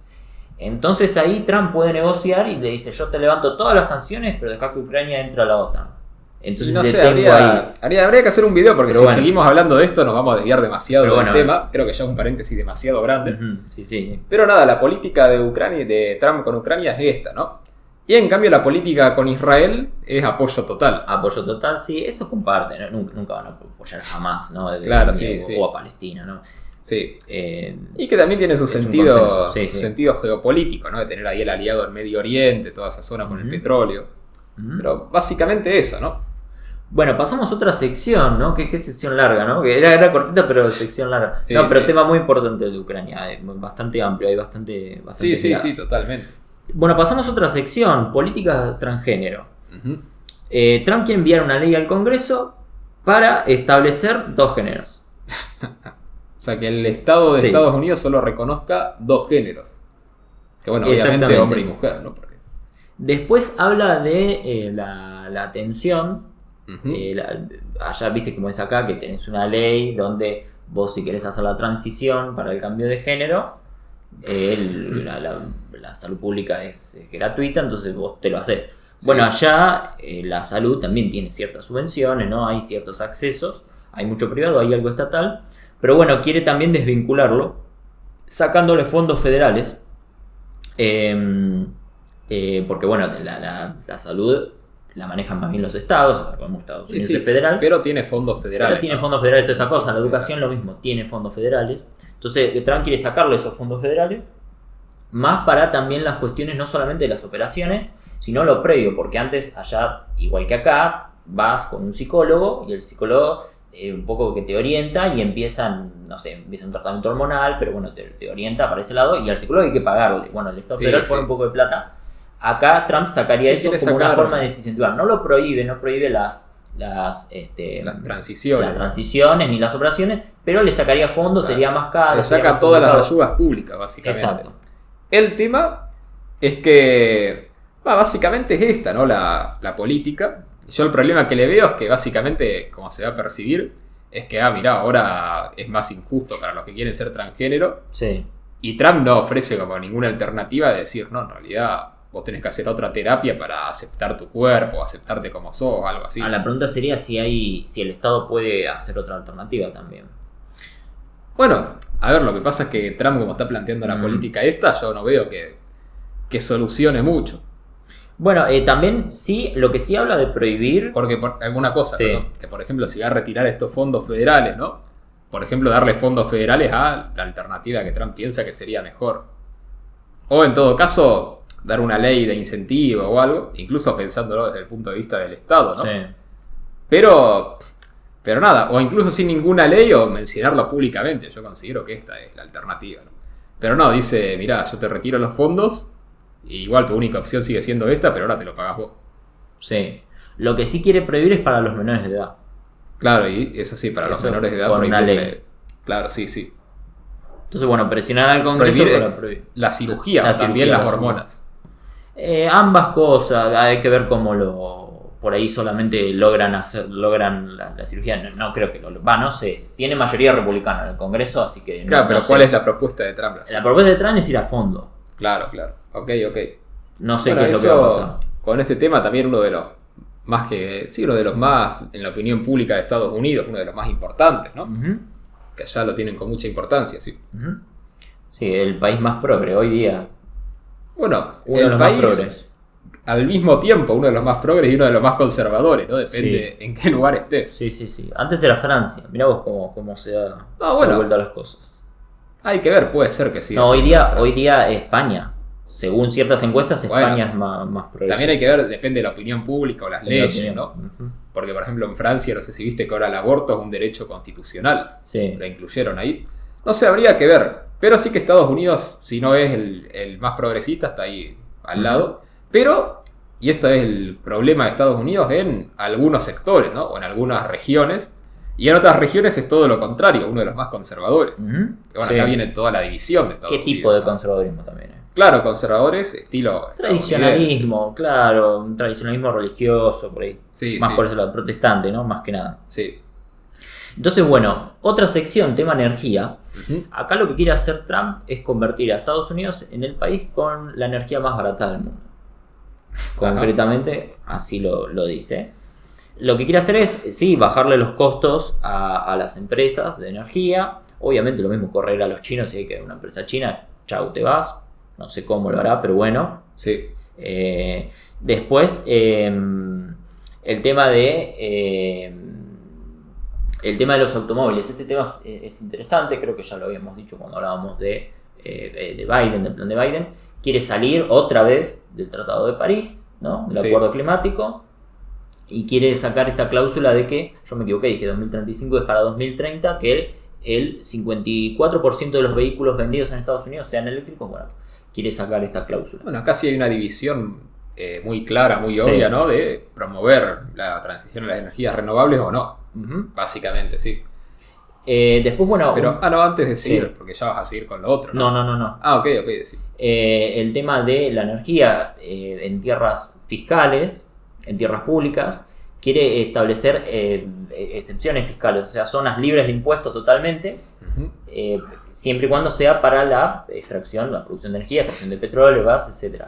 Entonces, de esa forma piensa generar la energía más barata del mundo, supuestamente en sus palabras. Bueno, acá tenemos como dos componentes, ¿no? Por un lado, una idea, podemos decir, más de Moreno, de bajar los costos, Bajar los ¿no? costos. Y que así bajen los Sí. precios. Pero por otro lado, sí una idea por ahí de, bueno, si le estableces zonas francas, ¿no? Ciertos incentivos de fomentar la producción y, bueno, como hay más energía, baja el precio, ¿no? Ujú. O sea, las dos cosas vemos acá en esta política. Pero sí, con esta idea de que si se baja la energía, bueno, bajarían los costos de toda la economía. Sí, me hace... Recordemos, ¿no? Un poco de la historia, entre comillas, de este último tiempo, de estas últimas décadas de Estados Unidos con respecto a la energía. Estados Unidos dependía del petróleo del Golfo Pérsico. Sí, por eso históricamente fueron aliados con Arabia Saudí, más que nada, y bueno, Emiratos Árabes, ¿no? Qatar, Bahrein, ¿no? En Emiratos Árabes está Dubái, ¿no? Esta ciudad que vos la ves muy grande, en la década del 90, 80, 90 era todo un desierto y unas casitas y nada más, y ahora es una ciudad que es una de las más modernas del mundo, Sí, sí. pero dependía del petróleo, ¿no? Y por eso se hablaba de que invade Irak en busca de petróleo, y esto es recién 2004, tampoco es tan lejos, hace 20 años. Pero ahora Estados Unidos no depende de ese petróleo, tiene su propia producción, que es un petróleo no convencional, que es un petróleo que también hay acá. Sí. Esto es importante, tiene que ver con Argentina, porque Argentina tiene la cuarta reserva más grande de petróleo no convencional. ¿Sí? Estados Unidos, hay 4 países. Creo que Estados Unidos tiene la más grande, después Rusia, después China, después Argentina. Petróleo no convencional, que se hace, esto ya es poco técnico, pero bueno, con el sistema fracking, que es que tiran agua abajo a unas piedras con una presión suficiente como para romper esas piedras y después continuar con la perforación y de ahí sacar el petróleo. De eso Argentina está lleno de petróleo. Sí. Es cosa de explotarlo. Y después tenemos la cuestión del gas pizarra, que esto tiene mucho Estados Unidos, que es tiene las reservas de gas pizarra más grandes del mundo, Estados Unidos, y Argentina tiene la segunda reserva, que es un poquito más limpio que el petróleo, supuestamente contamina un poquito menos, pero bueno. Estas son las nuevas energías, ya no es el petróleo así a lo crudo, a lo Venezuela, que tienen todo petróleo crudo, que tienen que refinarlo, hacer todo un proceso que Venezuela no tiene la maquinaria, porque bueno, de eso se trata. Sí, además, sí. Ya la energía no va por ese lado, va con lo que es el gas pizarra y el petróleo no convencional, que Estados Unidos, bueno, tiene las principales reservas del mundo. Entonces ya no depende de importar energía. Sí, tiene este plan de seguir Lo todavía... que quiere hacer es continuar con este proceso que para mí es positivo, Ujú. porque bueno, a Estados Unidos lo apretaban con el tema de la energía. Lo apretaban, Sí, está le ponían condiciones. La famosa crisis del petróleo, ¿no? Si Del el petróleo del 73. 73, ni hablar. Pero sí, siempre Pero obviamente... esto fue hasta hace poco, hasta los 2000, era así. Sí. Siempre obviamente, ¿no? Los países de la OPEP, ¿no? La Organización de Exacto, Países... que no está Estados Unidos, obviamente. Claro, la Organización de los Ujú. Países Exportadores de Petróleo, que sí, obviamente te manejan el precio del petróleo a nivel mundial y te dicen, bueno, básicamente te ponen condiciones para venderte el petróleo más barato, ¿no? Y que efectivamente vos con esto produciendo tu propio petróleo, y si encima, bueno, tenés para exportar, bueno, ahí ya tenés un precio, podemos decir un precio más de mercado, ¿no? Que no esté, determinado por un oligopolio de países. Exactamente. O bueno, en todo caso, si tenés una visión más estatista, que esté determinado por tu país, ¿no? Que no sea de mercado, pero bueno, en cualquiera de los dos casos, que no hay un oligopolio de países extranjeros que, según sus intereses, te dicen, bueno, te vendo el petróleo a tal precio, a tal precio. Exactamente. Esto del petróleo, vos que siempre cuando hablamos de la educación, esto yo lo vi en la escuela. Para bueno, que veas. Sí. No, sí, yo también algo vi en la escuela en ese momento. ¿Se veía cuando vos ibas? Sí. Bueno. Pero bueno, siguiendo, ¿no? Siguiendo con otro tema de educación justamente. Y acá hay algunas cosas que no están tan mal. Obviamente la educación es de los estados, no es de Estados Unidos, del gobierno federal, sino de los estados. Pero bueno, él dice que quiere ejercer presión para cambiar algunas currículas, algunas cuestiones administrativas.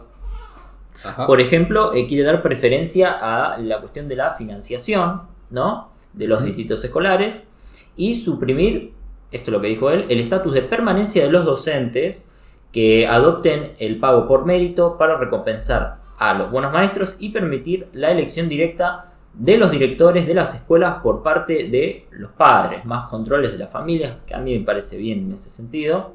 Habrá que ver todo cómo lo implementan.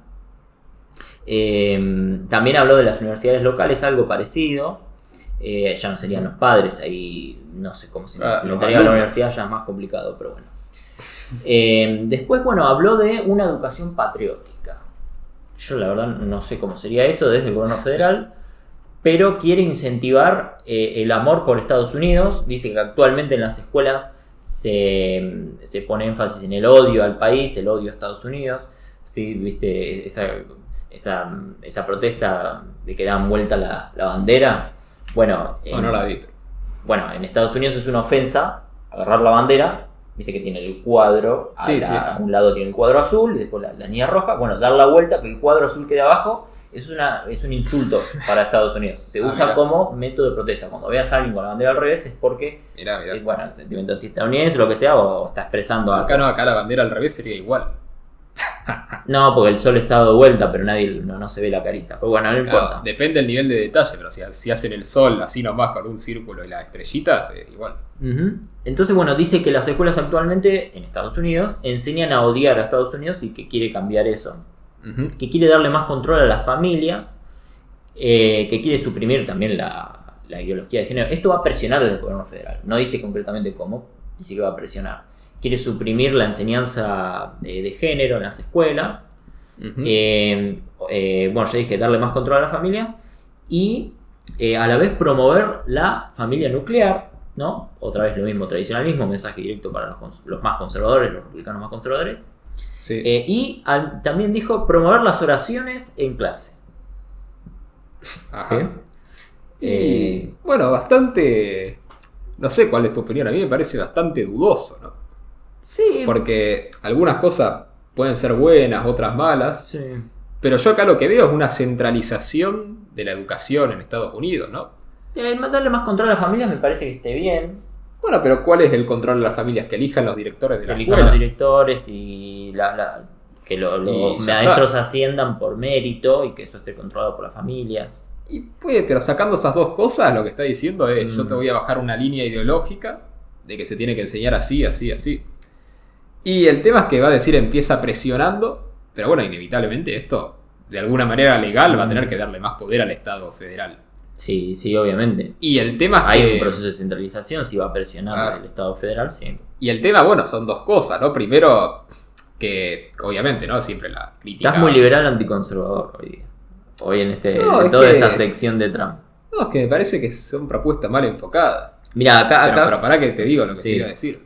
Que primero que, bueno, obviamente, ¿no? La crítica obvia, que si cambia el color político, llega al Partido Demócrata, ahora te dice, bueno, te meto toda la ideología de género, toda la ideología progresista en las escuelas. Y segundo, que justamente por eso me parece un falso control de las familias. Sí. O un control que no sé si es suficiente o es el correcto, Porque en definitiva lo que está haciendo es que el control que hay ahora es que, bueno, sí, reemplazarlo por otro. Claro, porque ahora mismo cada estado, bueno, elige su educación y la idea original de Estados Unidos, de vuelta volviendo, ¿no? La idea original era que cada comunidad, ¿no? eligiera la educación de sus escuelas, ¿no? Que era algo más descentralizado todavía. Y de a poco se fue centralizando y esto lo centraliza más. Y en todo caso lo veo más como un sistema de, bueno, el Estado lo controla, pero te da la concesión de que podés elegir al director. Uh-huh. Y la otra cosa que no sé hasta qué punto es viable esto, es que si vos tenés una burocracia, o sea, una burocracia de maestros, ¿no? De directores, de, bueno, todos los gente que trabaja en la educación, tenés una burocracia de docentes que ideológicamente ya es progresista. Bueno, por más que vos le des... que elijas. Claro, por más que vos le des una directiva desde arriba, no cambia tanto. Sí, es válido, es válido. Quizás tu solución va más hacia el minarquismo, por eso digo que hoy estás más minarquista, de que preferís lo del control de las familias está bien, pero que el Estado se corra y lo que tenga que surgir, surja, y supuestamente va a surgir algo mejor. Sí, no sé si minarquismo, pero el que control sea más local que federal. Bueno, ¿no? el minarquismo tiene dentro de sus, en general, no todos los minarquistas, pero una gran mayoría dice que el gobierno es necesario, pero bueno, es mejor un control más local de la mayoría de cosas. Sí, sí. Así que son una especie de federalistas. O bueno. Y que también, ¿por qué digo? Porque vos tenés los estados republicanos, ¿no? Sí. ¿Que esto qué les va a cambiar? Bueno, prácticamente nada, ¿no? Porque ya tienen estos lineamientos. Es una medida para Nueva York, California y otros progres. Claro, ¿y qué pasa si vos le implementás esto a los estados demócratas? Que de vuelta lo que haces es profundizar la fragmentación o la polarización. Sí. Porque van a decir, mirá, nosotros acá votamos esto, nuestra mayoría, nuestro gobernador, todo. Ahora, pero viene Trump del gobierno federal y nos impone esta educación. Sí, impulsa el secesionismo también. Claro. Ya no desde Texas, el republicano, sino desde los demócratas también. O sea, ambos tienen razones para separarse. Claro, porque en la nación me toca un Biden o me toca un Trump. Entonces ya no quiero eso. Claro, contribuye a la división de Estados Unidos. Puede ser. Y bueno, por eso también es la principal crítica que creo que acá Trump no está viendo el problema fundamental de Estados Unidos, que es esta división.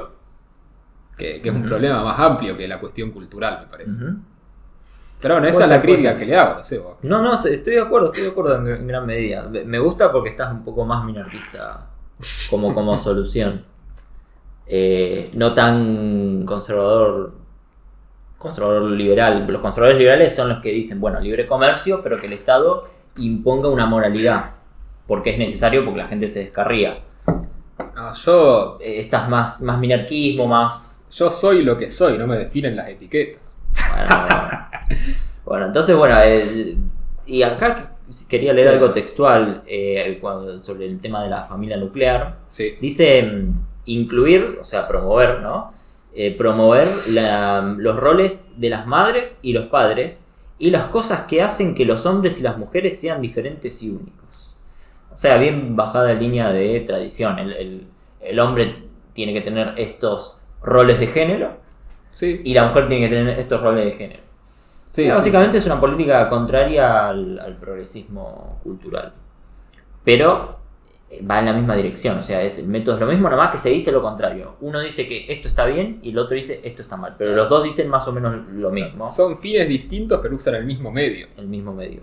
Sí, pero fines distintos para decir que el otro lo que dice está mal. O sea, no son fines distintos para hablar de cosas diferentes. Son para hablar de lo mismo, pero unos van a decir está bien y los otros van a decir está mal. Claro. Básicamente eso. Sí.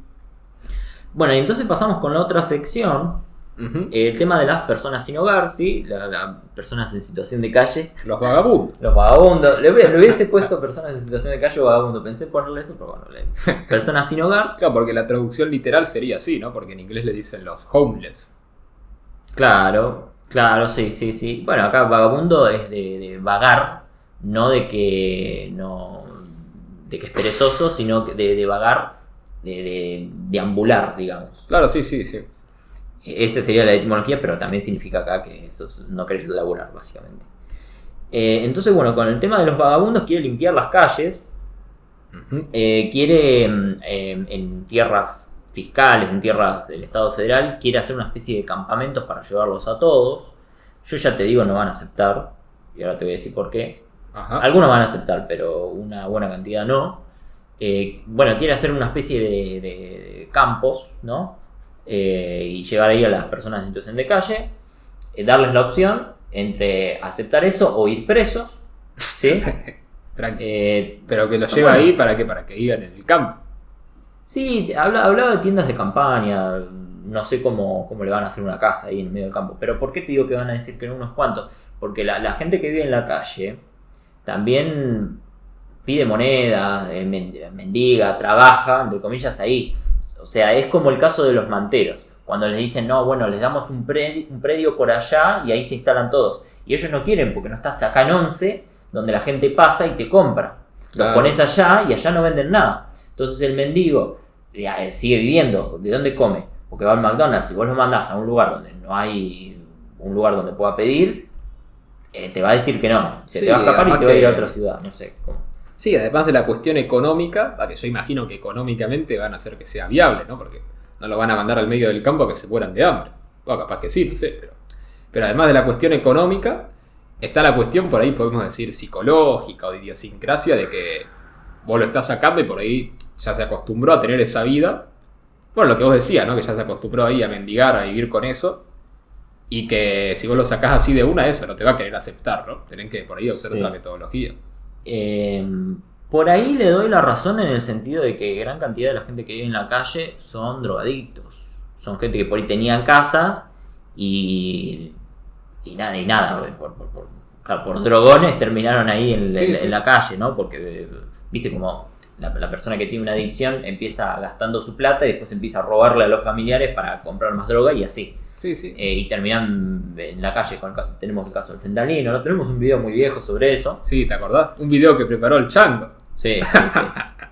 Pero que, yo, por eso, y con más razón, si son drogadictos y vos los mandás al medio del campo sin droga, menos te van a aceptar. Pero ahí va, tiene otra propuesta en ese sentido, de esto, o aceptar, ya no ir al campo si es que tenés algún problema de adicción, ya no ir al campo, sino ir a un instituto o ir preso.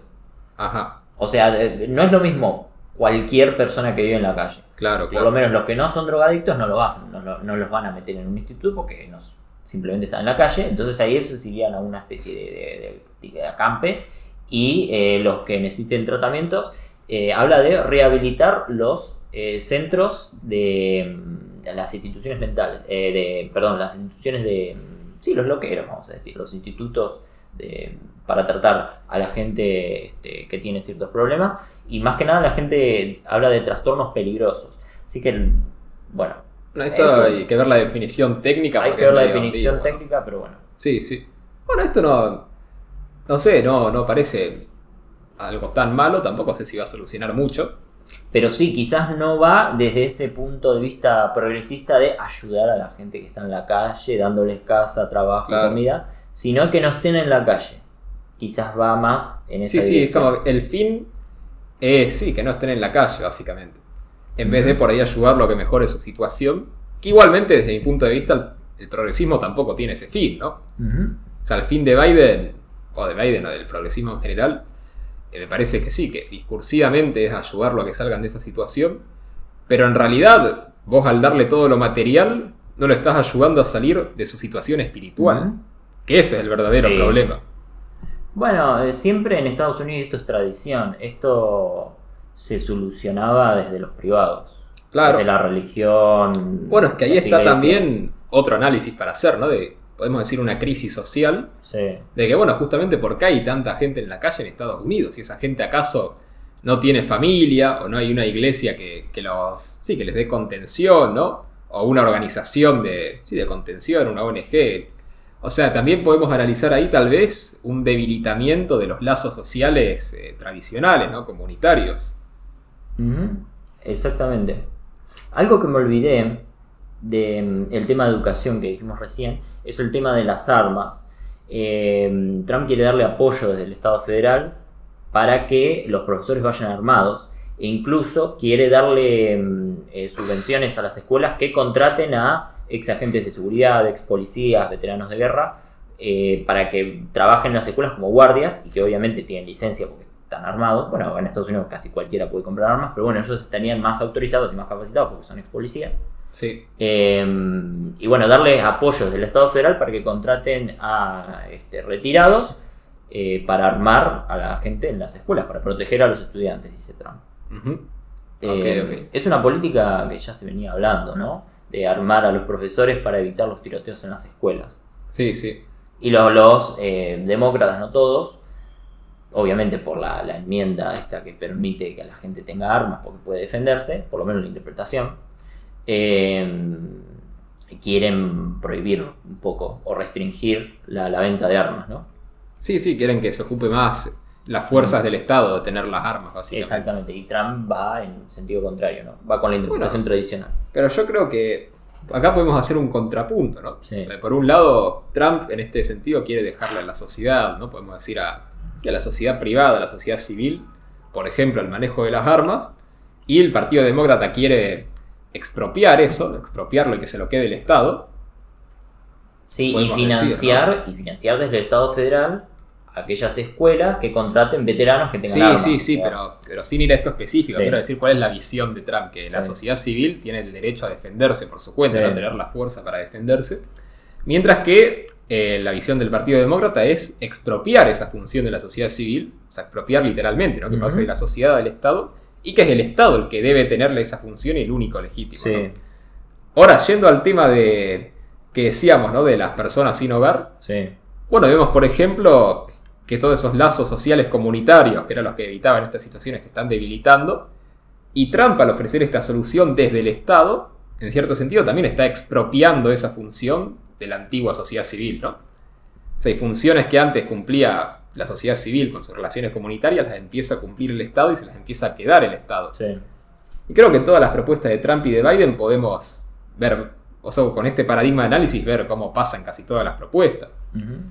¿Y cuál es mi punto? Que cada uno quiere expropiar funciones distintas, pero en definitiva los dos están debilitando esa sociedad civil que era el motor de Estados Unidos.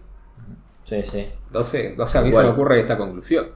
Lo que pasa es que no es la causa, porque la sociedad civil se degeneró antes. Entonces si vos dejás a la gente en la sociedad civil... Hay que analizar la causa de eso, ¿no? Pero en vez de analizar la causa y buscar solucionarla, dicen, bueno, la solución es que ahora se encarga el Estado. Uh-huh. También habría que preguntarse si es que el Estado podría brindar una respuesta. Porque si tiene sentido buscar las causas desde el Estado, ya no me refiero a un debate entre la sociedad estadounidense, sino el debate estatal para llevar a cabo una política, si verdaderamente tiene sentido que el Estado se ponga a pensar eso. Porque por ahí lo único que puede hacer el Estado es una institución que tiene monopolio de la violencia y es más control o menos control y ya está. Promover ciertos valores como lo hacen, los valores de la familia o no, si sos progre o lo contrario, y ya está, otra cosa por ahí no. Bueno, y habría que ver también exactamente a qué estado nos referimos, al estado federal o a los estados de Estados Unidos o un estado local, un condado, un municipio. Bueno, por lo menos Trump, si es presidente, no puede hacer otra cosa que dialogar y proponer algo que va a hacer desde el Estado federal. Bueno, que ahí también está por ahí la figura del presidente, cómo se interpreta, ¿no? Uh-huh. O sea, como un jefe de gobierno, como un jefe de Estado. Uh-huh. O sea, ¿por qué traigo esta dicotomía? Por ahí no es tan exacta con lo que quiero decir. Pero básicamente como un administrador del Estado federal o como una especie de líder espiritual que no administra tanto, pero que dice, para mí esto es lo correcto, ¿no? Y todos los municipios, la mayoría voluntariamente lo va siguiendo, ¿no? Sí. O sea, como una especie de inspirador de la sociedad. O sea, por eso digo, como un jefe de Estado en el sentido más amplio que simplemente administrar. Bueno, originalmente la idea era más o menos así. Claro. Más o menos.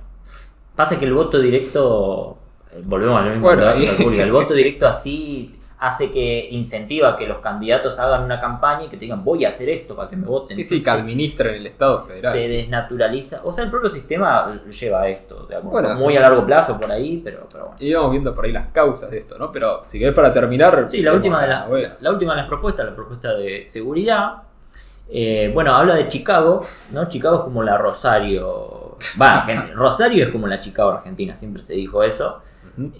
Bueno, siguen habiendo bandas en Chicago, no tanto como la primera mitad del siglo XX, recordemos Al Capone, recordemos las mafias, ¿no? Los gángsters eran de Chicago, sí. Pero bueno, sigue teniendo una inseguridad bastante importante, y en otros sectores del país, obviamente también el Bronx en Nueva York. Pero bueno, Trump dice que va a enviar a la Guardia Civil, ¿sí? A la Guardia Nacional, perdón, a Chicago por el tema de la inseguridad. Por eso me hace acordar mucho a Rosario, ¿no? Porque ahora mandan a gendarmería, bueno. Sí. Y dice que quiere presionar a los estados locales, a los distritos locales, para que implementen una política de parar a la gente en la calle, revisar antecedentes, cacheo, revisar autos si tienen droga, armas si tienen armas no se la van a poder sacar, a menos que tengan antecedentes. Claro. Quiere que los distritos locales implementen una política de seguridad, así un poquito más de control en la calle. Uh-huh. Y en textuales palabras, y esto lo voy a leer, dice que si robas una tienda, puedes esperar que te disparen cuando salgas de esa tienda. Lo que quiere hacer es, de alguna forma, lo mismo, promover un poco el cambio de regulaciones para que la policía pueda actuar sin identificarse. Eso sí lo leí. Uh-huh. Que sin identificarse, vos viste que ahora tienen que decir alto policía, tiene que dar una señal. Sí. Y viste, y hay ciertos, con este caso de que lo detuvieron y que murió por la forma en que lo detuvieron. Uh-huh. Que después resultó que los policías eran inocentes, que murió por otra causa. Bueno, al final no sé cómo terminó eso, porque hubo idas y venidas. La cuestión es que quiere terminar con la inseguridad, lo que es lo más público, lo más de asaltos a tiendas, ese tipo de cosas, con, repito, cacheos en la calle, presionar a los estados locales para que implementen ese tipo de políticas de seguridad. Y también darle más autoridad a la policía, más protección, algo que se habla mucho acá, para que disparen más rápidamente. Si robas una tienda, por eso leí textuales palabras, podés esperar que cuando salgas de la tienda te peguen un tiro. Claro. Bueno, no sé, yo acá más que comentar... No hay mucho que aportar, es más política de seguridad más... Sí, más que comentar las medidas concretas, no sé, yo lo que resaltaría es lo mismo, ¿no? Lo de presionar a los estados locales, sí. ¿No? De vuelta esta tendencia al unitarismo, ¿no? A que el Estado federal lo controle más. Y nada, las políticas en sí no sé si hay tanto que comentar o si vale la pena comentarlo o más bien dejar que el público, saque sus conclusiones, ¿no? Porque más que nada es descriptivo.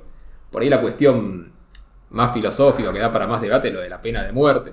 Pero bueno, eso, podemos hacer algún video corto alguna vez sobre si es correcta la pena de muerte o no.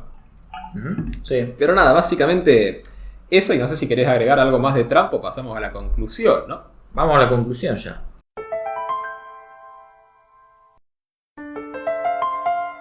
Así que bueno, básicamente, para concluir, ¿no? Este video sobre las propuestas de Trump y de Biden, acá en preparación para las elecciones de Estados Unidos, que tal vez las podemos cubrir, ¿no? En directo, tal vez sí, una hora, así que pues podamos. Puede ser. Igual en noviembre, no falta mucho. Uh-huh. Pero bueno, básicamente... Yo lo que diría, más que nada en resumen de ya lo que venimos diciendo todo el video, es que... Coincidencias entre los dos candidatos. Hay coincidencias. Centralización del poder en el gobierno federal. Claro. Una política exterior más o menos similar. Con respecto al Estado de Israel sí, con respecto a China más o menos sí. Trump es un poco más incisivo. Uh-huh. Con respecto a Ucrania no. Sí. Y después diferencias más que nada en el tema cultural, ¿no? Ajá. Ahora yo lo diría que son... diferencias, podemos decir, no diría superficiales, es importante, pero diferencias que no van en realidad a la cuestión de fondo de Estados Unidos, que es este proceso que en un video posterior vamos a describirlo de manera más histórica, ¿no? de toda la tendencia, pero que bueno, podemos ver en estas propuestas este proceso de que el Estado federal cada vez centraliza más el poder, ¿no? Sí. Y en dos dimensiones. O sea, en primer lugar, el sector público cada vez expropia más funciones del sector privado. Sí. Y en segundo lugar, ese sector público al mismo tiempo cada vez se centraliza más. O sea, cada vez va más al Estado federal y menos a los estados, de cada estado o a los municipios, los condados. Y creo que ambos candidatos confirman un poco esta tendencia y que cada uno obviamente usa esta tendencia por ahí para su lado, para una función uno, para otra función otro. Pero me parece que en lo fundamental que es esto... No hay diferencia. ¿Por qué digo lo fundamental? Porque creo que esto es la causa de que Estados Unidos cada vez tenga más problemas sociales, ¿no? Más problemas económicos. No sé si querés añadir algo a esto. Sí, coincido. Lo que yo no sé es si el Estado federal pueda dar una respuesta, si tiene sentido que el Estado federal dé una respuesta, o quizás desde el propio sector privado vaya surgiendo la respuesta. Quizás el planteo lo tiene que hacer la propia sociedad estadounidense. ¿sí? Un poco en Argentina, la solución que encontramos fue esa. Primero, un contexto de crisis muy profunda y un contexto de crisis largo, no es un contexto de crisis con Alberto y con Macri nada más. Un contexto de crisis que se venía desde hace tiempo, donde el kirchnerismo empezó a fallar, por lo menos la gente lo empezó a sentir durante el segundo gobierno de Cristina. Durante el primero, ponele que no, para ser buenos. Entonces, una larga agonía de parte de la sociedad donde se deja de crecer, donde la pobreza aumenta, donde la inflación aumenta. Entonces, esa larga agonía va teniendo diferentes respuestas que no logran satisfacer a la mayoría de la gente. Entonces, terminan decantándose por otra respuesta que termina siendo Milei. Ahora bien, ¿qué es lo que veo yo? Que hay que sufrir y sistemáticamente la gente se tiene que dar cuenta que estas soluciones no terminan solucionando, entonces encuentran de alguna forma la solución real. Y a la vez eso se combinó con que, bueno, el fenómeno Milei que sí, a ver, también la clase política o la dirigencia política no es una burbuja aislada de la sociedad, sino que es una representación, una parte de esa sociedad. Obviamente a veces solo de ciertos sectores, ¿no? Okay. Pero ¿a qué voy? Que sí, si la sociedad de Estados Unidos no tiene dentro de sí misma la propia solución, no va a salir un político de la nada a decir ahora es la solución esta. Yo creo que un poco la política federal de Estados Unidos es un poco una burbuja. No, pero ¿una burbuja en qué sentido? Es una burbuja por ahí con respecto de la totalidad de la sociedad. Pero digo, representan a un sector de la sociedad. A un sector por ahí minoritario, a un sector aislado. Que tiene más influencia en el poder. Claro, con más influencia, pero sigue siendo una parte de la sociedad. Pero ¿a qué voy? Que digo que si en la sociedad no existe ninguna parte o ningún sector que pueda tener la solución, esa solución no va a salir de la nada. A eso voy, ¿no? Totalmente. Después, sí está el problema de que por ahí hay sectores que además no son representados, ¿no? Eso también es otro problema. Sí, yo creo más bien que Estados Unidos no está está en crisis, pero no en la crisis que vivimos nosotros. La crisis que vivimos nosotros afectaba a todas las áreas. Claro, sí. Estados Unidos no está todavía en una crisis económica abierta. Ajá. Nosotros estamos hablando acá de crisis social, ¿no? De estos problemas que venimos diciendo. Exacto. Por ahí de crisis política, de este cambio en las concepciones. Exacto. Pero no hay una crisis económica abierta. De hecho, vamos a hacer un video sobre esto y sobre si es posible que Estados Unidos se estanque. Pero por ponerte acá algunos datos que tengo, yo revisé los censos de Estados Unidos de 1970, 1989 y 2023. Y te dice el ingreso real promedio de cada hogar. Y acá te dice ingreso real a dólares corrientes, no sea dólares de hoy. En el 1970 era $66.500 anuales. En 1989 era $72.000 anuales. Y en el 2023 es 74.500.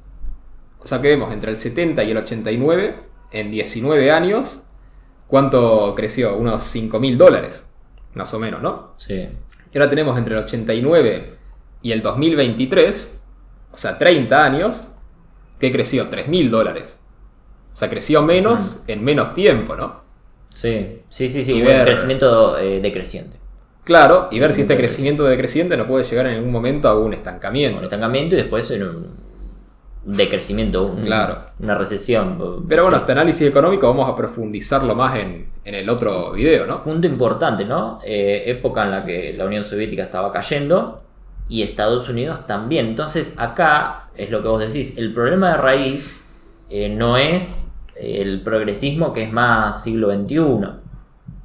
¿Sí? No, es un problema que... Es un problema que viene de la segunda mitad del siglo XX. Sí, que viene... Un problema de la posguerra, vamos a decir, de la época de la Guerra Fría. Sí, podemos decir de que se agotó el modelo keynesiano, podemos decir el modelo del New Deal, más que nada a partir del 73, ¿no? Ajá. Aunque ya se veían las fracturas anteriormente. Ajá. Pero bueno, el análisis más profundo vamos a hacerlo en la segunda parte, así que si quieren, suscríbanse, que lo vamos a estar subiendo dentro de poco.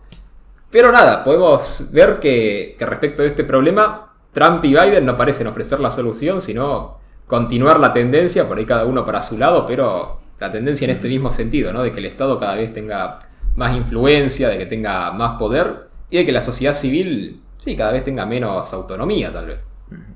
Así que bueno, no sé si querés añadir algo más.